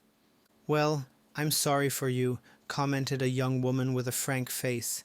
"This week I earned 3 plenary indulgences and dedicated them to the soul of my husband." "Badly done, Sister Juana," said the offended Rufa. "1 plenary indulgence was enough to get him out of purgatory. You ought not to squander the holy indulgences. Do as I do." "I thought so many more the better," answered the simple Sister Juana, smiling. "But tell me what you do." Sister Rufa did not answer at once. First she asked for a bollo, and chewed at it, gazed at her audience, which was listening attentively, then spat to one side and commenced, chewing at the bollo meanwhile. "I don't misspend 1 holy day. Since I've belonged to the sisterhood, I've earned 457 plenary indulgences, 760,598 years of indulgence. I set down all that I earn, for I like to have clean accounts. I don't want to cheat or be cheated." Here Sister Rufa paused to give more attention to her chewing. The women gazed at her in admiration, but the man who was pacing back and forth remarked with some disdain, "Well, this year I've gained 4 plenary indulgences more than you have, Sister Rufa, and 100 years more, and that without praying much either. More than I? More than 689 plenary indulgences, or 994,856 years? Queried Rufa, somewhat disgruntled. That's it, 8 indulgences and 115 years more, and a few months over, answered the man, from whose neck hung soiled scapularies and rosaries. That's not strange, admitted Rufa, at last admitting defeat. You're an expert, the best in the province. The flattered man smiled and continued, It isn't so wonderful that I earn more than you do. Why, I can almost say that even when sleeping I earn indulgences. And what do you do with them, sir? Asked 4 or 5 voices at the same time. Pish, answered the man with a gesture of proud disdain. I have them to throw away. But in that I can't commend you, sir, protested Rufa. You'll go to purgatory for wasting the indulgences. You know very well that for every idle word one must suffer 40 days in fire, according to the curate, for every span of thread uselessly wasted, 60 days, and for every drop of water spilled, 20. You'll go to purgatory. Well, I'll know how to get out, answered Brother Pedro with sublime confidence. How many souls have I saved from the flames? How many saints have I made? Besides, even in articulo mortis I can still earn, if I wish, at least 7 plenary indulgences, and shall be able to save others as I die. So saying, he strode proudly away. Sister Rufa turned to the others. Nevertheless, you must do as I do, for I don't lose a single day, and I keep my accounts well. I don't want to cheat or be cheated. Well, what do you do? Asked Juana. You must imitate what I do. For example, suppose I earn a year of indulgence. I set it down in my account book and say, Most Blessed Father and Lord Saint Dominic, please see if there is anybody in purgatory who needs exactly a year, neither a day more nor a day less. Then I play heads and tails. If it comes heads, no. If tails, yes. Let's suppose that it comes tails, then I write down paid. If it comes heads, then I keep the indulgence. In this way I arrange groups of 100 years each, of which I keep a careful account. It's a pity that we can't do with them as with money, put them out at interest, for in that way we should be able to save more souls. Believe me, and do as I do. Well, I do it a better way, remarked Sister Sipa. What? Better? Demanded the astonished Rufa. That can't be. My system can't be improved upon. Listen a moment and you'll be convinced, sister, said old Sipa in a tone of vexation. How is it? Let's hear, exclaimed the others. After coughing ceremoniously, the old woman began with great care. You know very well that by saying the Bendita sea tu pureza and the Señor mío Jesucristo, Padre dulcísimo por el gozo, 10 años son ganados para cada letra. 20. No, less. 5, interrupted several voices. A few years more or less make no difference. Now, when a servant breaks a plate, a glass, or a cup, I make him pick up the pieces, and for every scrap, even the very smallest, he has to recite for me one of those prayers. The indulgences that I earn in this way I devote to the souls. Everyone in my house, except the cats, understands this system. But those indulgences are earned by the servants and not by you, Sister Sipa, objected Rufa. And my cups and plates, who pays for them? The servants are glad to pay for them in that way, and it suits me also. I never resort to blows, only sometimes a pinch or a whack on the head. I'm going to do as you do. I'll do the same. And I, exclaimed the women. But suppose the plate is only broken into 2 or 3 pieces, then you earn very few, observed the obstinate Rufa. Abba, answered old Sipa, I make them recite the prayers anyhow. Then I glue the pieces together again, and so lose nothing. Sister Rufa had no more objections left. Allow me to ask about a doubt of mine, said young Juana timidly. You ladies understand so well these matters of heaven, purgatory, and hell. while I confess that I'm ignorant. Often I find in the novenas and other books this direction: 3 Paternosters, 3 Ave Marias, and 3 Gloria Patris. Yes. Well, now I want to know how they should be recited. Whether 3 Paternosters in succession, 3 Ave Marias in succession, and 3 Gloria Patris in succession, or a Paternoster, an Ave Maria, and a Gloria Patri together 3 times. This way, a Paternoster 3 times. Pardon me, Sister Sipa, interrupted Rufa. They must be recited in the other way. You mustn't mix up males and females. The Paternosters are males, the Ave Marias are females, and the Gloria Patris are the children. Eh? Excuse me, Sister Rufa, Paternoster, Ave Maria, and Gloria are like rice, meat, and sauce, a mouthful for the saints? You're wrong. You'll see, for you who pray that way will never get what you ask for. And you who pray the other way won't get anything from your novenas, replied old Sipa. Who won't? Asked Rufa, rising. A short time ago I lost a little pig I prayed to Saint Anthony and found it, and then I sold it for a good price. Abba. Yes? Then that's why one of your neighbors was saying that you sold a pig of hers. Who? The shameless one? Perhaps I'm like you. Here the expert had to interfere to restore peace, for no one was thinking any more about paternosters. The talk was all about pigs. Come, there mustn't be any quarrel over a pig, sisters. The Holy Scriptures give us an example to follow. The heretics and Protestants didn't quarrel with our Lord for driving into the water a herd of swine that belonged to them, and we that are Christians, and besides brethren of the Holy Rosary, shall we have hard words on account of a little pig? What would our rivals, the tertiary brethren, say? All became silent before such wisdom, at the same time fearing what the tertiary brethren might say.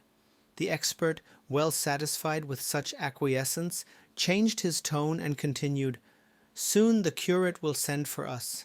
We must tell him which preacher we've chosen of the 3 that he suggested yesterday, whether Padre Damaso, Padre Martin, or the coadjutor. I don't know whether the tertiary brethren have yet made any choice, so we must decide. The coadjutor, murmured Juana timidly. Ahem. The coadjutor doesn't know how to preach, declared Sipa. Padre Martin is better. Padre Martin, exclaimed another disdainfully. He hasn't any voice. Padre Damaso would be better. That's right, cried Rufa. Padre Damaso surely does know how to preach. He looks like a comedian. But we don't understand him, murmured Juana, because he's very deep, and as he preaches well. This speech was interrupted by the arrival of Sisa, who was carrying a basket on her head. She saluted the sisters and went on up the stairway. She's going in.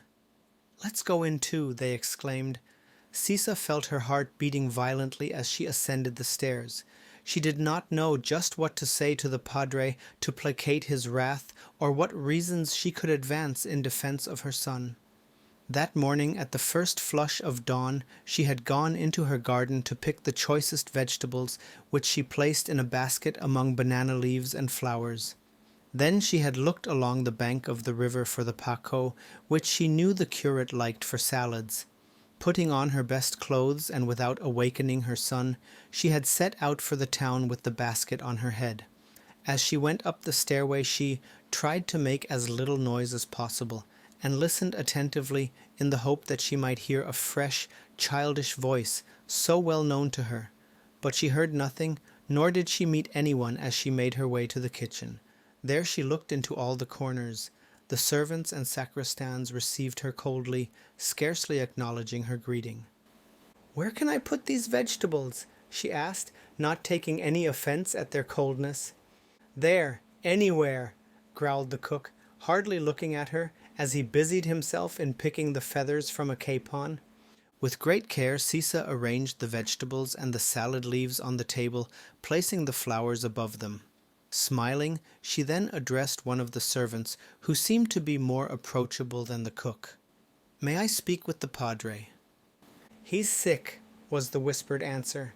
And Crispin, do you know if he is in the sacristy? The servant looked surprised and wrinkled his eyebrows. Crispin?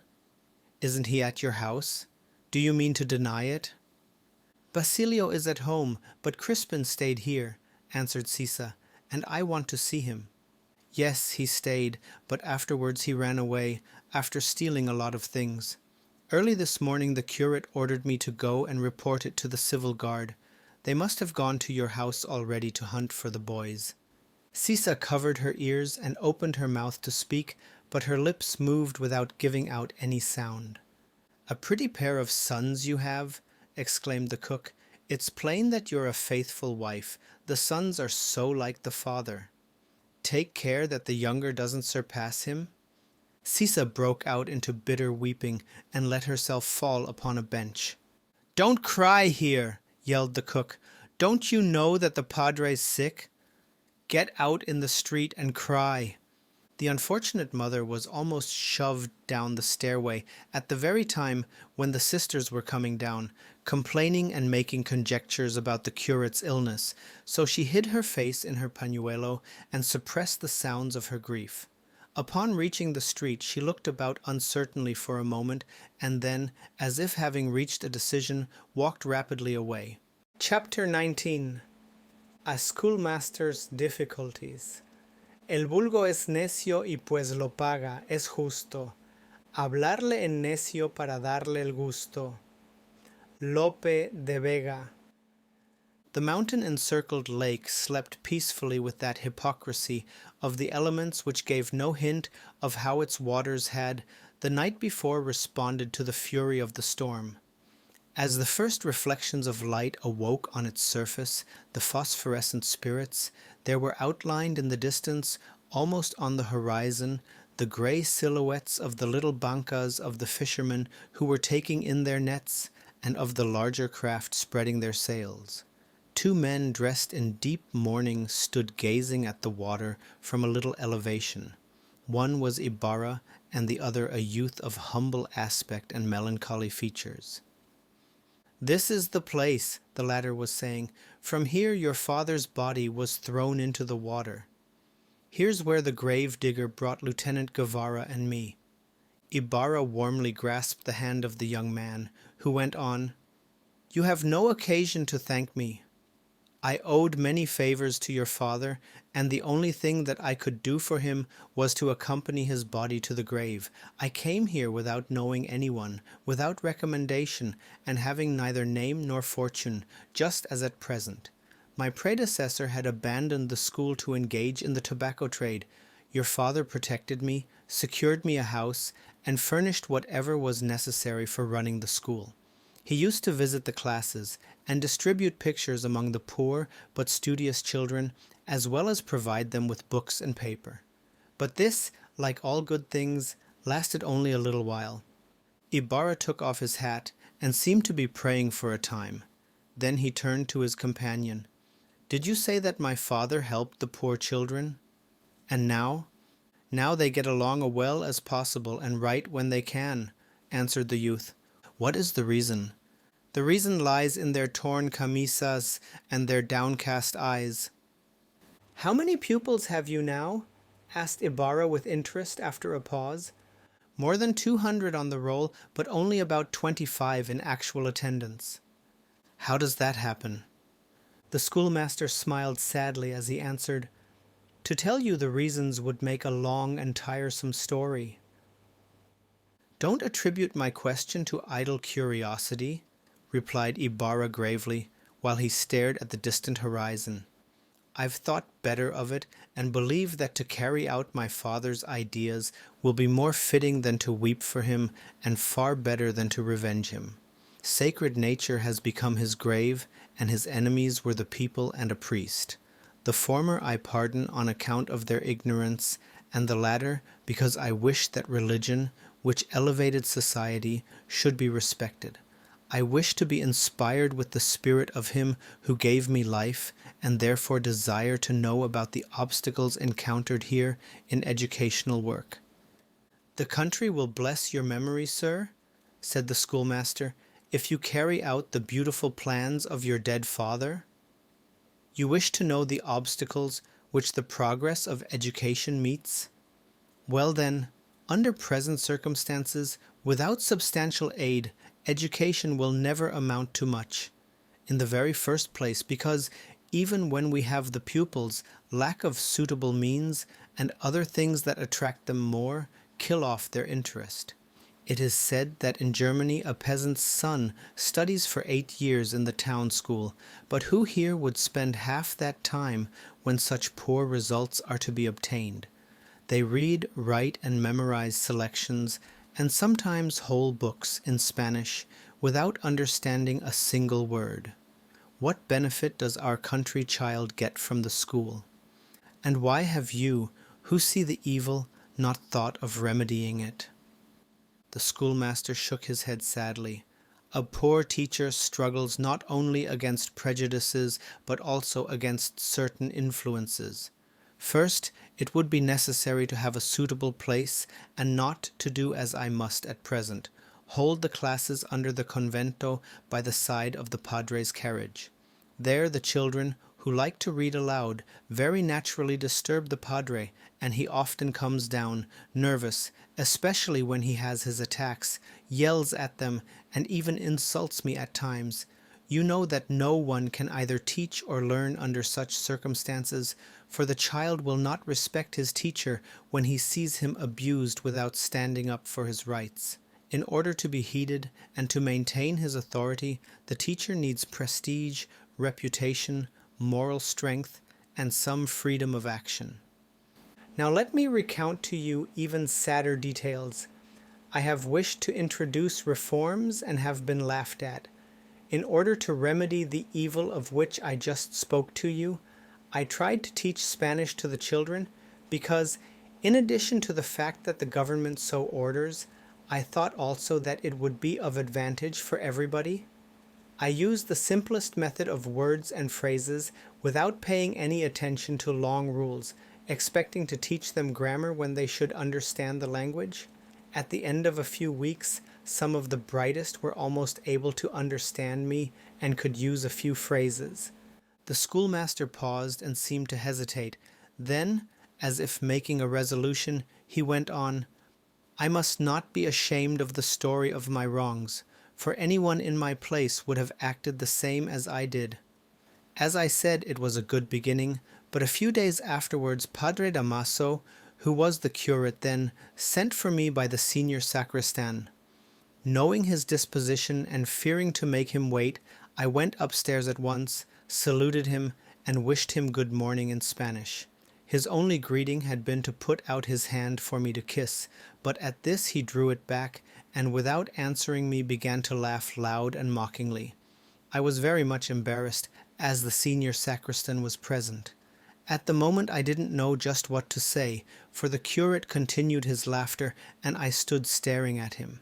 Then I began to get impatient, and saw that I was about to do something indiscreet, since to be a good Christian and to preserve one's dignity are not incompatible.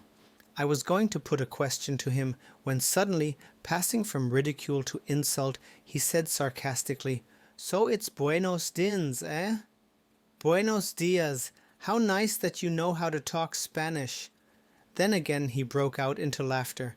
Ibarra was unable to repress a smile. You smile, continued the schoolmaster, following Ibarra's example, but I must confess that at the time I had very little desire to laugh. I was still standing. I felt the blood rush to my head, and lightning seemed to flash through my brain. The curate I saw far, far away. I advanced to reply to him, without knowing just what I was going to say, but the senior sacristan put himself between us. Padre Damaso arose and said to me in Tagalog, Don't try to shine in borrowed finery. Be content to talk your own dialect, and don't spoil Spanish, which isn't meant for you. Do you know the teacher Ciruela? Well, Ciruela was a teacher who didn't know how to read, and he had a school. I wanted to detain him, but he went into his bedroom and slammed the door. What was I to do with only my meager salary, to collect which I have to get the curate's approval and make a trip to the capital of the province, what could I do against him, the foremost religious and political power in the town, backed up by his order, feared by the government, rich, powerful, sought after and listened to, always believed and heeded by everybody? Although he insulted me, I had to remain silent, for if I replied, he would have had me removed from my position, by which I should lose all hope in my chosen profession. Nor would the cause of education gain anything, but the opposite, for everybody would take the curate's side. They would curse me and call me presumptuous, proud, vain, a bad Christian, uncultured, and if not those things, then anti-Spanish and a filibuster. Of a schoolmaster neither learning nor zeal is expected. Resignation, humility, and inaction only are asked. May God pardon me if I have gone against my conscience and my judgment, but I was born in this country, I have to live, I have a mother, so I have abandoned myself to my fate like a corpse tossed about by the waves. Did this difficulty discourage you for all time? Have you lived so since? Would that it had been a warning to me, if only my troubles had been limited to that. It is true that from that time I began to dislike my profession and thought of seeking some other occupation, as my predecessor had done, because any work that is done in disgust and shame is a kind of martyrdom, and because every day the school recalled the insult to my mind, causing me hours of great bitterness. But what was I to do? I could not undeceive my mother. I had to say to her that her 3 years of sacrifice to give me this profession now constituted my happiness. It is necessary to make her believe that this profession is most honorable, the work delightful, the way strewn with flowers, that the performance of my duties brings me only friendship, that the people respect me and show me every consideration. By doing otherwise, without ceasing to be unhappy myself, I should have caused more sorrow, which besides being useless would also be a sin. I stayed on, therefore, and tried not to feel discouraged. I tried to struggle on. Here he paused for a while, then resumed. From the day on which I was so grossly insulted, I began to examine myself, and I found that I was in fact very ignorant. I applied myself day and night to the study of Spanish and whatever concerned my profession. The old sage lent me some books, and I read and pondered over everything that I could get hold of. With the new ideas that I have been acquiring in one place and another, my point of view has changed, and I have seen many things under a different aspect from what they had appeared to me before. I saw error where before I had seen only truth, and truth in many things where I had formerly seen only error. Corporal punishment, for example, which from time immemorial has been the distinctive feature in the schools, and which has heretofore been considered as the only efficacious means of making pupils learn, so we have been accustomed to believe, soon appeared to me to be a great hindrance rather than in any way an aid to the child's progress. I became convinced that it was impossible to use one's mind properly when blows or similar punishment were in prospect. Fear and terror disturb the most serene, and a child's imagination, besides being very lively, is also very impressionable. As it is on the brain that ideas are impressed, it is necessary that there be both inner and outer calm, that there be serenity of spirit, physical and moral repose, and willingness. So I thought that before everything else, I should cultivate in the children confidence, assurance, and some personal pride. Moreover, I comprehended that the daily sight of floggings destroyed kindness in their hearts and deadened all sense of dignity, which is such a powerful lever in the world. At the same time, it caused them to lose their sense of shame, which is a difficult thing to restore. I have also observed that when one pupil is flogged, he gets comfort from the fact that the others are treated in the same way, and that he smiles with satisfaction upon hearing the wails of the others. As for the person who does the flogging, while at first he may do it with repugnance, he soon becomes hardened to it, and even takes delight in his gloomy task. The past filled me with horror, so I wanted to save the present by modifying the old system. I endeavored to make study a thing of love and joy. I wished to make the primer not a black book bathed in the tears of childhood, but a friend who was going to reveal wonderful secrets, and of the schoolroom not a place of sorrows, but a scene of intellectual refreshment. So, little by little, I abolished corporal punishment, taking the instruments of it entirely away from the school and replacing them with emulation and personal pride. If one was careless about his lesson, I charged it to lack of desire and never to lack of capacity. I made them think that they were more capable than they really were, which urged them on to study, just as any confidence leads to notable achievements. At first, it seemed that the change of method was impracticable. Any ceased their studies, but I persisted and observed that little by little their minds were being elevated, and that more children came, that they came with more regularity, and that he who was praised in the presence of the others studied with double diligence on the next day. It soon became known throughout the town that I did not whip the children. The curate sent for me, and fearing another scene, I greeted him curtly in Tagalog. On this occasion he was very serious with me. He said that I was exposing the children to destruction, that I was wasting time, that I was not fulfilling my duties, that the father who spared the rod was spoiling the child, according to the Holy Ghost, that learning enters with blood, and so on. He quoted to me sayings of barbarous times, just as if it were enough that a thing had been said by the ancients to make it indisputable, according to which we ought to believe that there really existed those monsters which in past ages were imaged and sculptured in the palaces and temples. Finally, he charged me to be more careful and to return to the old system, otherwise he would make unfavorable report about me to the alcalde of the province. Nor was this the end of my troubles. A few days afterward, some of the parents of the children presented themselves under the convento, and I had to call to my aid all my patience and resignation. They began by reminding me of former times when teachers had character and taught as their grandfathers had. Those indeed were the times of the wise men, they declared. They whipped and straightened the bent tree. They were not boys, but old men of experience, grey-haired and severe.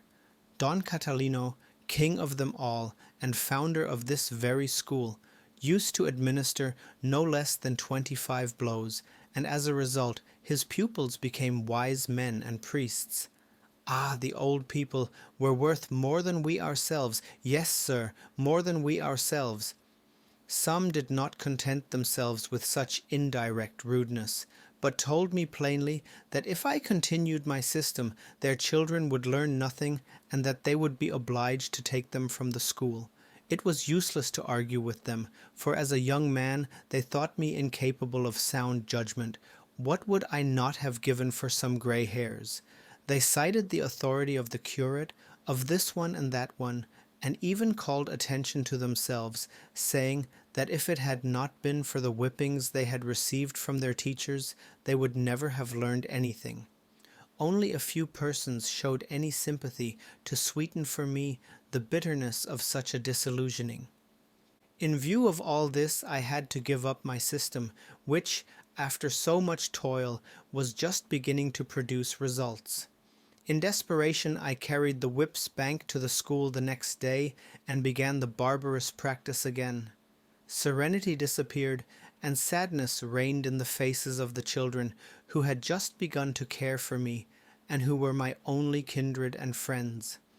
Although I tried to spare the whippings and to administer them with all the moderation possible, yet the children felt the change keenly. They became discouraged and wept bitterly. It touched my heart, and even though in my own mind I was vexed with the stupid parents, still I was unable to take any spite out on those innocent victims of their parents' prejudices. Their tears burned me, my heart seemed bursting from my breast, and that day I left the school before closing time to go home and weep alone.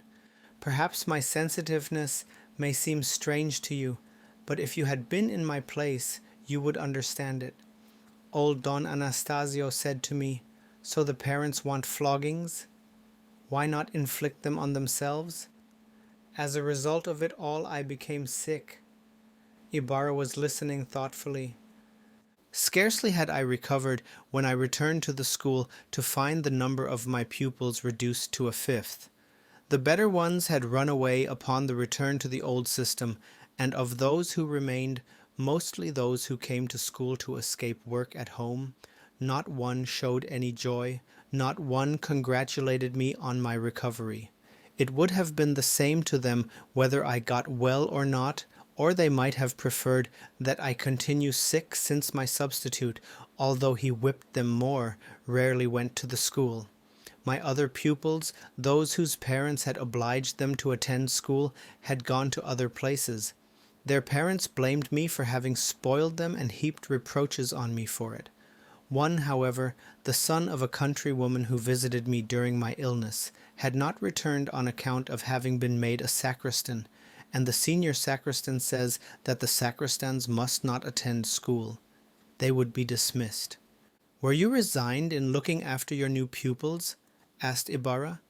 "What else could I do?" was the queried reply.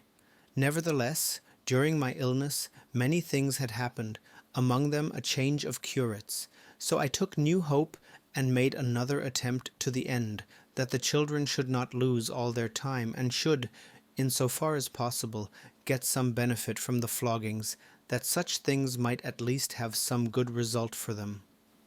I pondered over the matter, as I wished that even if they could not love me, by getting something useful from me, they might remember me with less bitterness. You know that in nearly all the schools the books are in Spanish, with the exception of the Catechism in Tagalog, which varies according to the religious order to which the curate belongs.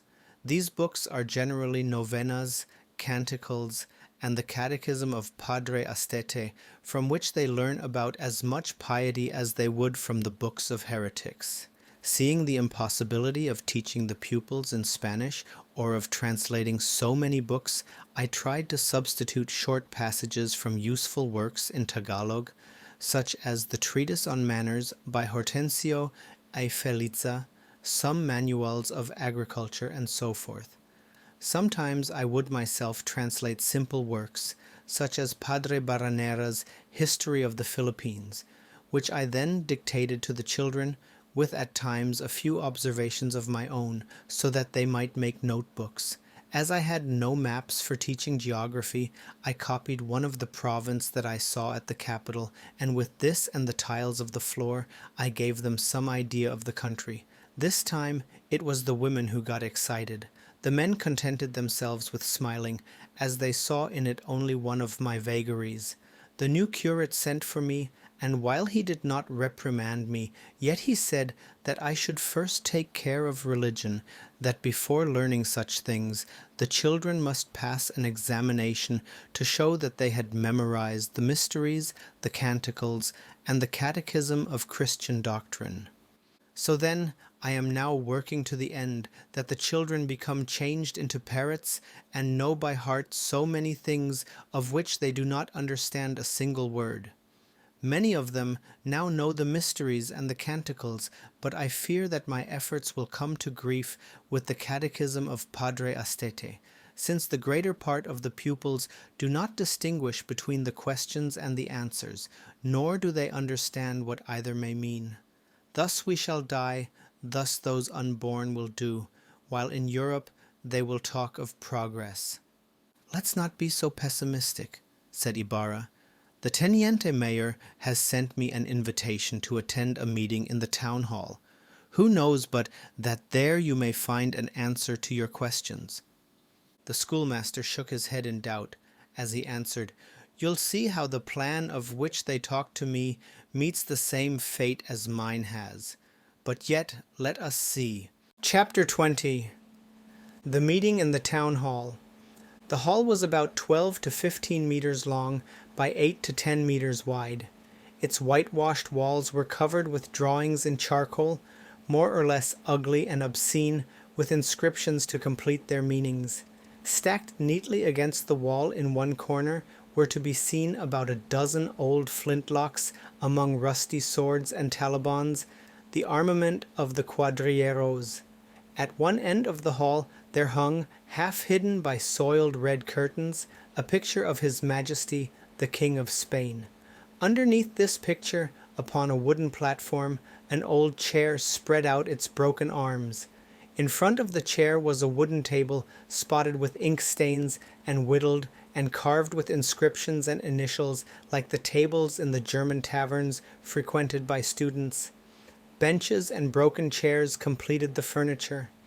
This is the hall of council, of judgment and of torture, wherein are now gathered the officials of the town and its dependent villages. The faction of old men does not mix with that of the youths, for they are mutually hostile. They represent respectively the conservative and the liberal parties, save that their disputes assume in the towns an extreme character. The conduct of the gobernador Chilo fills me with distrust. Don Filippo, the teniente mayor and leader of the liberal faction, was saying to his friends. It was a deep-laid scheme, this thing of putting off the discussion of expenses until the 11th hour. Remember that we have scarcely 11 days left. And he has staved at the convento to hold a conference with the curate, who is sick, observed one of the youths. It doesn't matter, remarked another. We have everything prepared. Just so the plan of the old men doesn't receive a majority.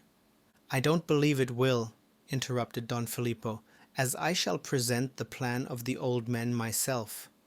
What are you saying? Asked his surprised hearers. I said that if I speak first I shall present the plan of our rivals. But what about our plan? I shall leave it to you to present ours, answered Don Filippo with a smile, turning toward a youthful cabeza de barangay. 2. You will propose it after I have been defeated. We don't understand you, sir, said his hearers, staring at him with doubtful looks. Listen, continued the liberal leader in a low voice to several near him. This morning I met old Tasio, and the old man said to me, Your rivals hate you more than they do your ideas. Do you wish that a thing shall not be done? Then propose it yourself, and though it were more useful than a mitre, it would be rejected. Once they have defeated you, have the least forward person in the whole gathering propose what you want, and your rivals, in order to humiliate you, will accept it. But keep quiet about it. So I will propose the plan of our rivals, and exaggerate it to the point of making it ridiculous. Ah, here comes Señor Ibarra and the schoolmaster. These two young men saluted each of the groups without joining either. A few moments later, the gobernador Chilo, the very same individual whom we saw yesterday carrying a bundle of candles, entered with a look of disgust on his face. Upon his entrance the murmurs ceased, everyone sat down, and silence was gradually established as he took his seat under the picture of the king, coughed 4 or 5 times, rubbed his hand over his face and head, rested his elbows on the table, then withdrew them, coughed once more, and then the whole thing over again. Gentlemen, he at last began in an unsteady voice, I have been so bold as to call you together here for this meeting. Ahem, we have to celebrate the fiesta of our patron saint, San Diego, on the 12th of this month. Ahem, today is the 2nd. Ahem. At this point a slow, dry cough cut off his speech. A man of proud bearing, apparently about 40 years of age, then arose from the bench of the elders. He was the rich Capitan Basilio, the direct contrast of Don Rafael, Ibarra's father. He was a man who maintained that after the death of Saint Thomas Aquinas, the world had made no more progress, and that since Saint John Lateran had left it, humanity had been retrograding. Gentlemen, allow me to speak a few words about such an interesting matter, he began. I speak first, even though there are others here present who have more right to do so than I have. But I speak first because, in these matters, it seems to me that by speaking first one does not take the first place. No more than that by speaking last does one become the least. Besides, the things that I have to say are of such importance that they should not be put off or last spoken of, and accordingly I wish to speak first in order to give them due weight. So you will allow me to speak first in this meeting where I see so many notable persons, such as the present Señor Capitan, the former Capitan, my distinguished friend Don Valentin, a former Capitan, the friend of my infancy Don Julio, our celebrated captain of quadrilleros, Don Melchor, and many other personages whom, for the sake of brevity, I must omit to enumerate, all of whom you see present here. I beg of you that I may be allowed a few words before anyone else speaks. Have I the good fortune to see my humble request granted by the meeting?" Here the orator with a faint smile inclined his head respectfully. "Go on, you have our undivided attention," said the notables alluded to, and some others who considered Capitan Basilio a great orator. The elders coughed in a satisfied way and rubbed their hands. After wiping the perspiration from his brow with a silk handkerchief, he then proceeded, "Now that you have been so kind and complaisant with my humble self as to grant me the use of a few words before anyone else of those here present, I shall take advantage of this permission so generously granted, and shall talk. In imagination I fancy myself in the midst of the august Roman Senate, Senatus Populusque Romanus, as was said in those happy days, which unfortunately for humanity will never more return. I propose to the patres conscripti, as the learned Cicero would say if he were in my place, I propose, in view of the short time left, and time is money, as Solomon said, that concerning this important matter each one set forth his opinion clearly, briefly, and simply. Satisfied with himself and flattered by the attention in the hall, the orator took his seat, not without first casting a glance of superiority toward Ibarra, who was seated in a corner, and a significant look at his friends as if to say, "Aha! Haven't I spoken well?" His friends reflected both of these expressions by staring at the youths as though to make them die of envy. "Now anyone may speak who wishes that—" "Ahem," began the gobernadorcillo, but a repetition of the cough and sighs cut short the phrase. To judge from the silence, no one wished to consider himself called upon as one of the conscript fathers, since no one rose. Then Don Filippo seized the opportunity and rose to speak. The conservatives winked and made significant signs to each other. "I rise, gentlemen, to present my estimate of expenses for the fiesta," he began. "We can't allow it," commented a consumptive old man who was an irreconcilable conservative. "We'll vote against it," corroborated others.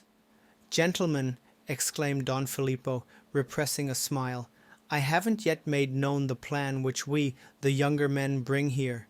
We feel sure that this great plan will be preferred by all over any other that our opponents think of or are capable of conceiving." This presumptuous exordium so thoroughly irritated the minds of the conservatives that they swore in their hearts to offer determined opposition. "We have estimated 3,500 pesos for the expenses," went on Don Filippo. "Now then, with such a sum we shall be able to celebrate a fiesta that will eclipse in magnificence any that has been seen up to this time in our own or neighboring provinces." "Ahem," coughed some doubters. "The town of A has 5,000, B has 4,000. Ahem. Humbug." "Listen to me, gentlemen, and I'll convince you," continued the unterrified speaker. "I propose that we erect a theater in the middle of the plaza to cost 150 pesos. "That won't be enough. It'll take 160, objected a confirmed conservative. "Write it down, Señor Director. 200 pesos for the theater," said Don Filippo. I further propose that we contract with a troupe of comedians from Tondo for 7 performances on 7 successive nights. 7 performances at 200 pesos a night make 1,400 pesos. Write down 1,400 pesos, Señor Director. Both the elders and the youths stared in amazement. Only those in the secret gave no sign. I propose besides that we have magnificent fireworks.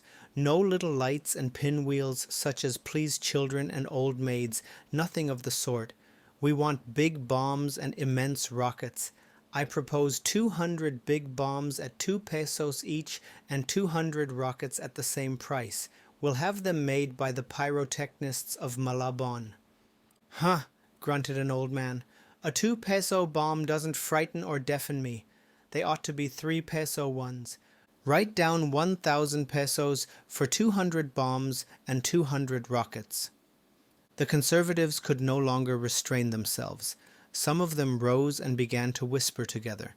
Moreover, in order that our visitors may see that we are a liberal people and have plenty of money, continued the speaker, raising his voice and casting a rapid glance at the whispering group of elders, I propose, first, 4 hermanos mayores for the 2 days of the fiesta, and second, that each day there be thrown into the lake 200 fried chickens, 100 stuffed capons, and 40 roast pigs, as did Sylla, a contemporary of that Cicero, of whom Capitan Basilio just spoke. That's it, like Sylla, repeated the flattered Capitan Basilio. The surprise steadily increased. Since many rich people will attend, and each one will bring thousands of pesos, his best gamecocks, and his playing cards, I propose that the cockpit run for 15 days, and that license be granted to open all gambling houses. The youths interrupted him by rising, thinking that he had gone crazy. The elders were arguing heatedly. And finally, that we may not neglect the pleasures of the soul. The murmurs and cries which arose all over the hall drowned his voice out completely, and tumult reigned. No, yelled an irreconcilable conservative. I don't want him to flatter himself over having run the whole fiesta. No, let me speak, let me speak. Don Filippo has deceived us, cried the liberals. We'll vote against his plan. He has gone over to the old men. We'll vote against him. The gobernador Chio, more overwhelmed than ever, did nothing to restore order, but rather was waiting for them to restore it themselves. The captain of the cuadrilleros begged to be heard, and was granted permission to speak, but he did not open his mouth and sat down again, confused and ashamed. By good fortune, Capitan Valentin, the most moderate of all the conservatives, arose and said, We cannot agree to what the teniente mayor has proposed, as it appears to be exaggerated. So many bombs and so many nights of theatrical performances can only be desired by a young man, such as he is, who can spend night after night sitting up and listening to so many explosions without becoming deaf. I have consulted the opinion of the sensible persons here, and all of them unanimously disapprove Don Filippo's plan. Is it not so, gentlemen? Yes, yes, cried the youths and elders with one voice. The youths were delighted to hear an old man speak so. What are we going to do with 4 hermanos mayores? Went on the old man. What is the meaning of those chickens, capons, and roast pigs thrown into the lake? Humbug, our neighbors would say, and afterwards we should have to fast for 6 months. What have we to do with Sylla and the Romans? Have they ever invited us to any of their festivities, I wonder? I, at least, have never received any invitation from them, and you can all see that I'm an old man. The Romans live in Rome, where the Pope is, Capitan Basilio prompted him in a low voice. Now I understand, exclaimed the old man calmly. They would make of their festivals watch meetings, and the Pope would order them to throw their food into the sea so that they might commit no sin. But in spite of all that, your plan is inadmissible, impossible, a piece of foolishness. Being so stoutly opposed, Don Filippo had to withdraw his proposal. Now that their chief rival had been defeated, Even the worst of the irreconcilable insurgents looked on with calmness while a young cabeza de barangay asked for the floor. I beg that you excuse the boldness of one so young as I am in daring to speak before so many persons respected for their age and prudence and judgment in affairs. But since the eloquent orator, Capitan Basilio, has requested everyone to express his opinion, let the authoritative words spoken by him excuse my insignificance. The conservatives nodded their heads with satisfaction, remarking to one another, "This young man talks sensibly. He's modest. He reasons admirably. What a pity that he doesn't know very well how to gesticulate," observed Capitan Basilio. "But there's time yet. He hasn't studied Cicero, and he's still a young man." "If I present to you, gentlemen, any program or plan," the young man continued, "I don't do so with the thought that you will find it perfect or that you will accept it, but at the same time that I once more bow to the judgment of all of you. I wish to prove to our elders that our thoughts are always like theirs, since we take as our own those ideas so eloquently expressed by Capitan Basilio." "Well spoken, well spoken," cried the flattered conservatives. Capitan Basilio made signs to the speaker showing him how he should stand and how he ought to move his arm. The only one remaining impassive was the gobernadorcillo, who was either bewildered or preoccupied. As a matter of fact, he seemed to be both. The young man went on with more warmth. "My plan, gentlemen, reduces itself to this. Invent new shows that are not common and ordinary, such as we see every day, and endeavor that the money collected may not leave the town, and that it be not wasted in smoke, but that it be used in some manner beneficial to all." "That's right," assented the youths. "That's what we want." "Excellent," added the elders. "What should we get from a week of comedies as the Teniente Mayor proposes? What can we learn from the kings of Bohemia and Granada, who commanded that their daughters' heads be cut off, or that they should be blown from a cannon, which later is converted into a throne? We are not kings, neither are we barbarians. We have no cannon, and if we should imitate those people, they would hang us on Bagumbayan. What are those princesses who mingle in the battles, scattering thrusts and blows about in combat with princes, or who wander alone over mountains and through valleys as though seduced by the tikbalang? Our nature is to love sweetness and tenderness in woman, and we would shudder at the thought of taking the blood-stained hand of a maiden, even when the blood was that of a Moro or a giant, so abhorred by us. We consider vile the man who raises his hand against a woman, be he prince or alferez or rude countryman. Would it not be 1,000 times better to give a representation of our own customs in order to correct our defects and vices and to encourage our better qualities?" "That's right. That's right," exclaimed some of his faction. "He's right," muttered several old men thoughtfully. "I should never have thought of that," murmured Capitan Basilio. "But how are you going to do it?" asked the irreconcilable. "Very easily," answered the youth. "I have brought here 2 dramas, which I feel sure the good taste and recognized judgment of the respected elders here assembled will find very agreeable and entertaining. One is entitled The Election of the Gobernadorcillo, being a comedy in prose in 5 acts, written by one who is here present. The other is in 9 acts for 2 nights, and is a fantastical drama of a satirical nature, entitled Mariang Makiling, written by one of the best poets of the province. Seeing that the discussion of preparations for the fiesta has been postponed, and fearing that there would not be time enough left, we have secretly secured the actors and had them learn their parts. We hope that with a week of rehearsal they will have plenty of time to know their parts thoroughly. This, gentlemen, besides being new, useful, and reasonable, has the great advantage of being economical. We shall not need costumes, as those of our daily life will be suitable." "I'll pay for the theater," shouted Capitan Basilio enthusiastically. "If you need quadrilleros, I'll lend you mine," cried their captain. And I, If art old man is needed, stammered another one, swelling with pride. Accepted! Accepted! Cried many voices. Don Filippo became pale with emotion, and his eyes filled with tears. He's crying from spite, thought the irreconcilable, so he yelled, Accepted! Accepted without discussion. Thus satisfied with revenge and the complete defeat of his rival, this fellow began to praise the young man's plan. The latter continued his speech.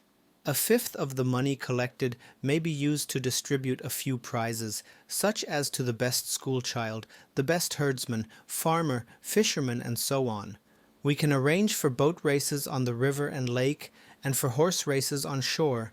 We can raise greased poles, and also have other games in which our country people can take part. I concede that on account of our long-established customs we must have some fireworks. Wheels and fire castles are very beautiful and entertaining, but I don't believe it necessary to have bombs, as the former speaker proposed.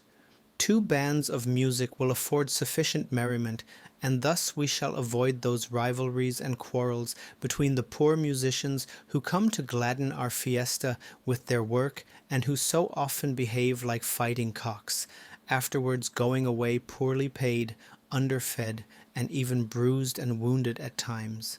With the money left over, we can begin the erection of a small building for a schoolhouse, since we can't wait until God himself comes down and builds one for us, and it is a sad state of affairs that while we have a fine cockpit, our children study almost in the curate's stable.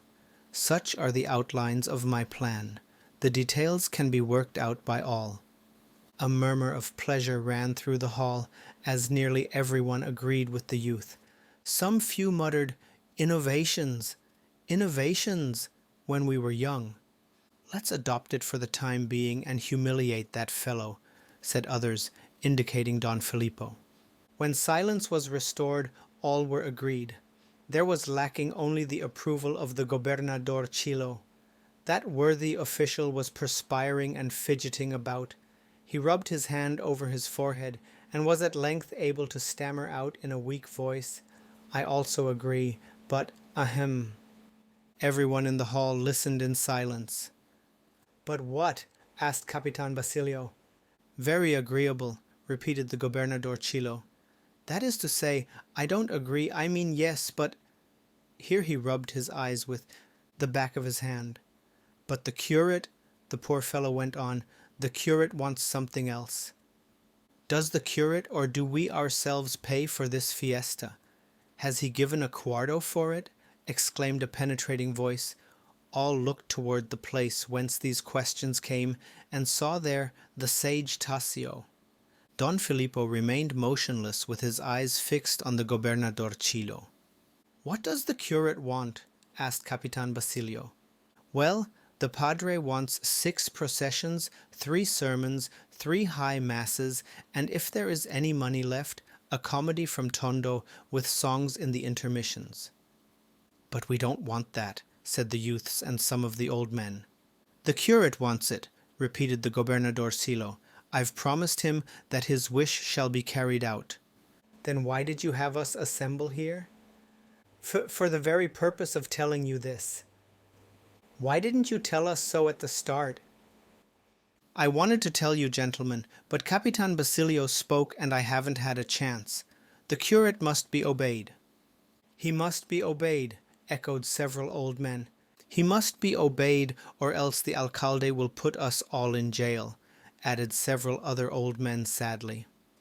"Well then, obey him and run the fiesta yourselves," exclaimed the youths, rising. "We withdraw our contributions." "Everything has already been collected," said the Gobernador Chilo. Don Filippo approached this official and said to him bitterly, "I sacrificed my pride in favor of a good cause. You are sacrificing your dignity as a man in favor of a bad one, and you've spoiled everything." Ibarra turned to the schoolmaster and asked him, "Is there anything that I can do for you at the capital of the province?" "I leave for there immediately." "Have you some business there?" "We have business there," answered Ibarra mysteriously. On the way home, when Don Filippo was cursing his bad luck, Old Tasio said to him, "The blame is ours. You didn't protest when they gave you a slave for a chief, and I, fool that I am, had forgotten it.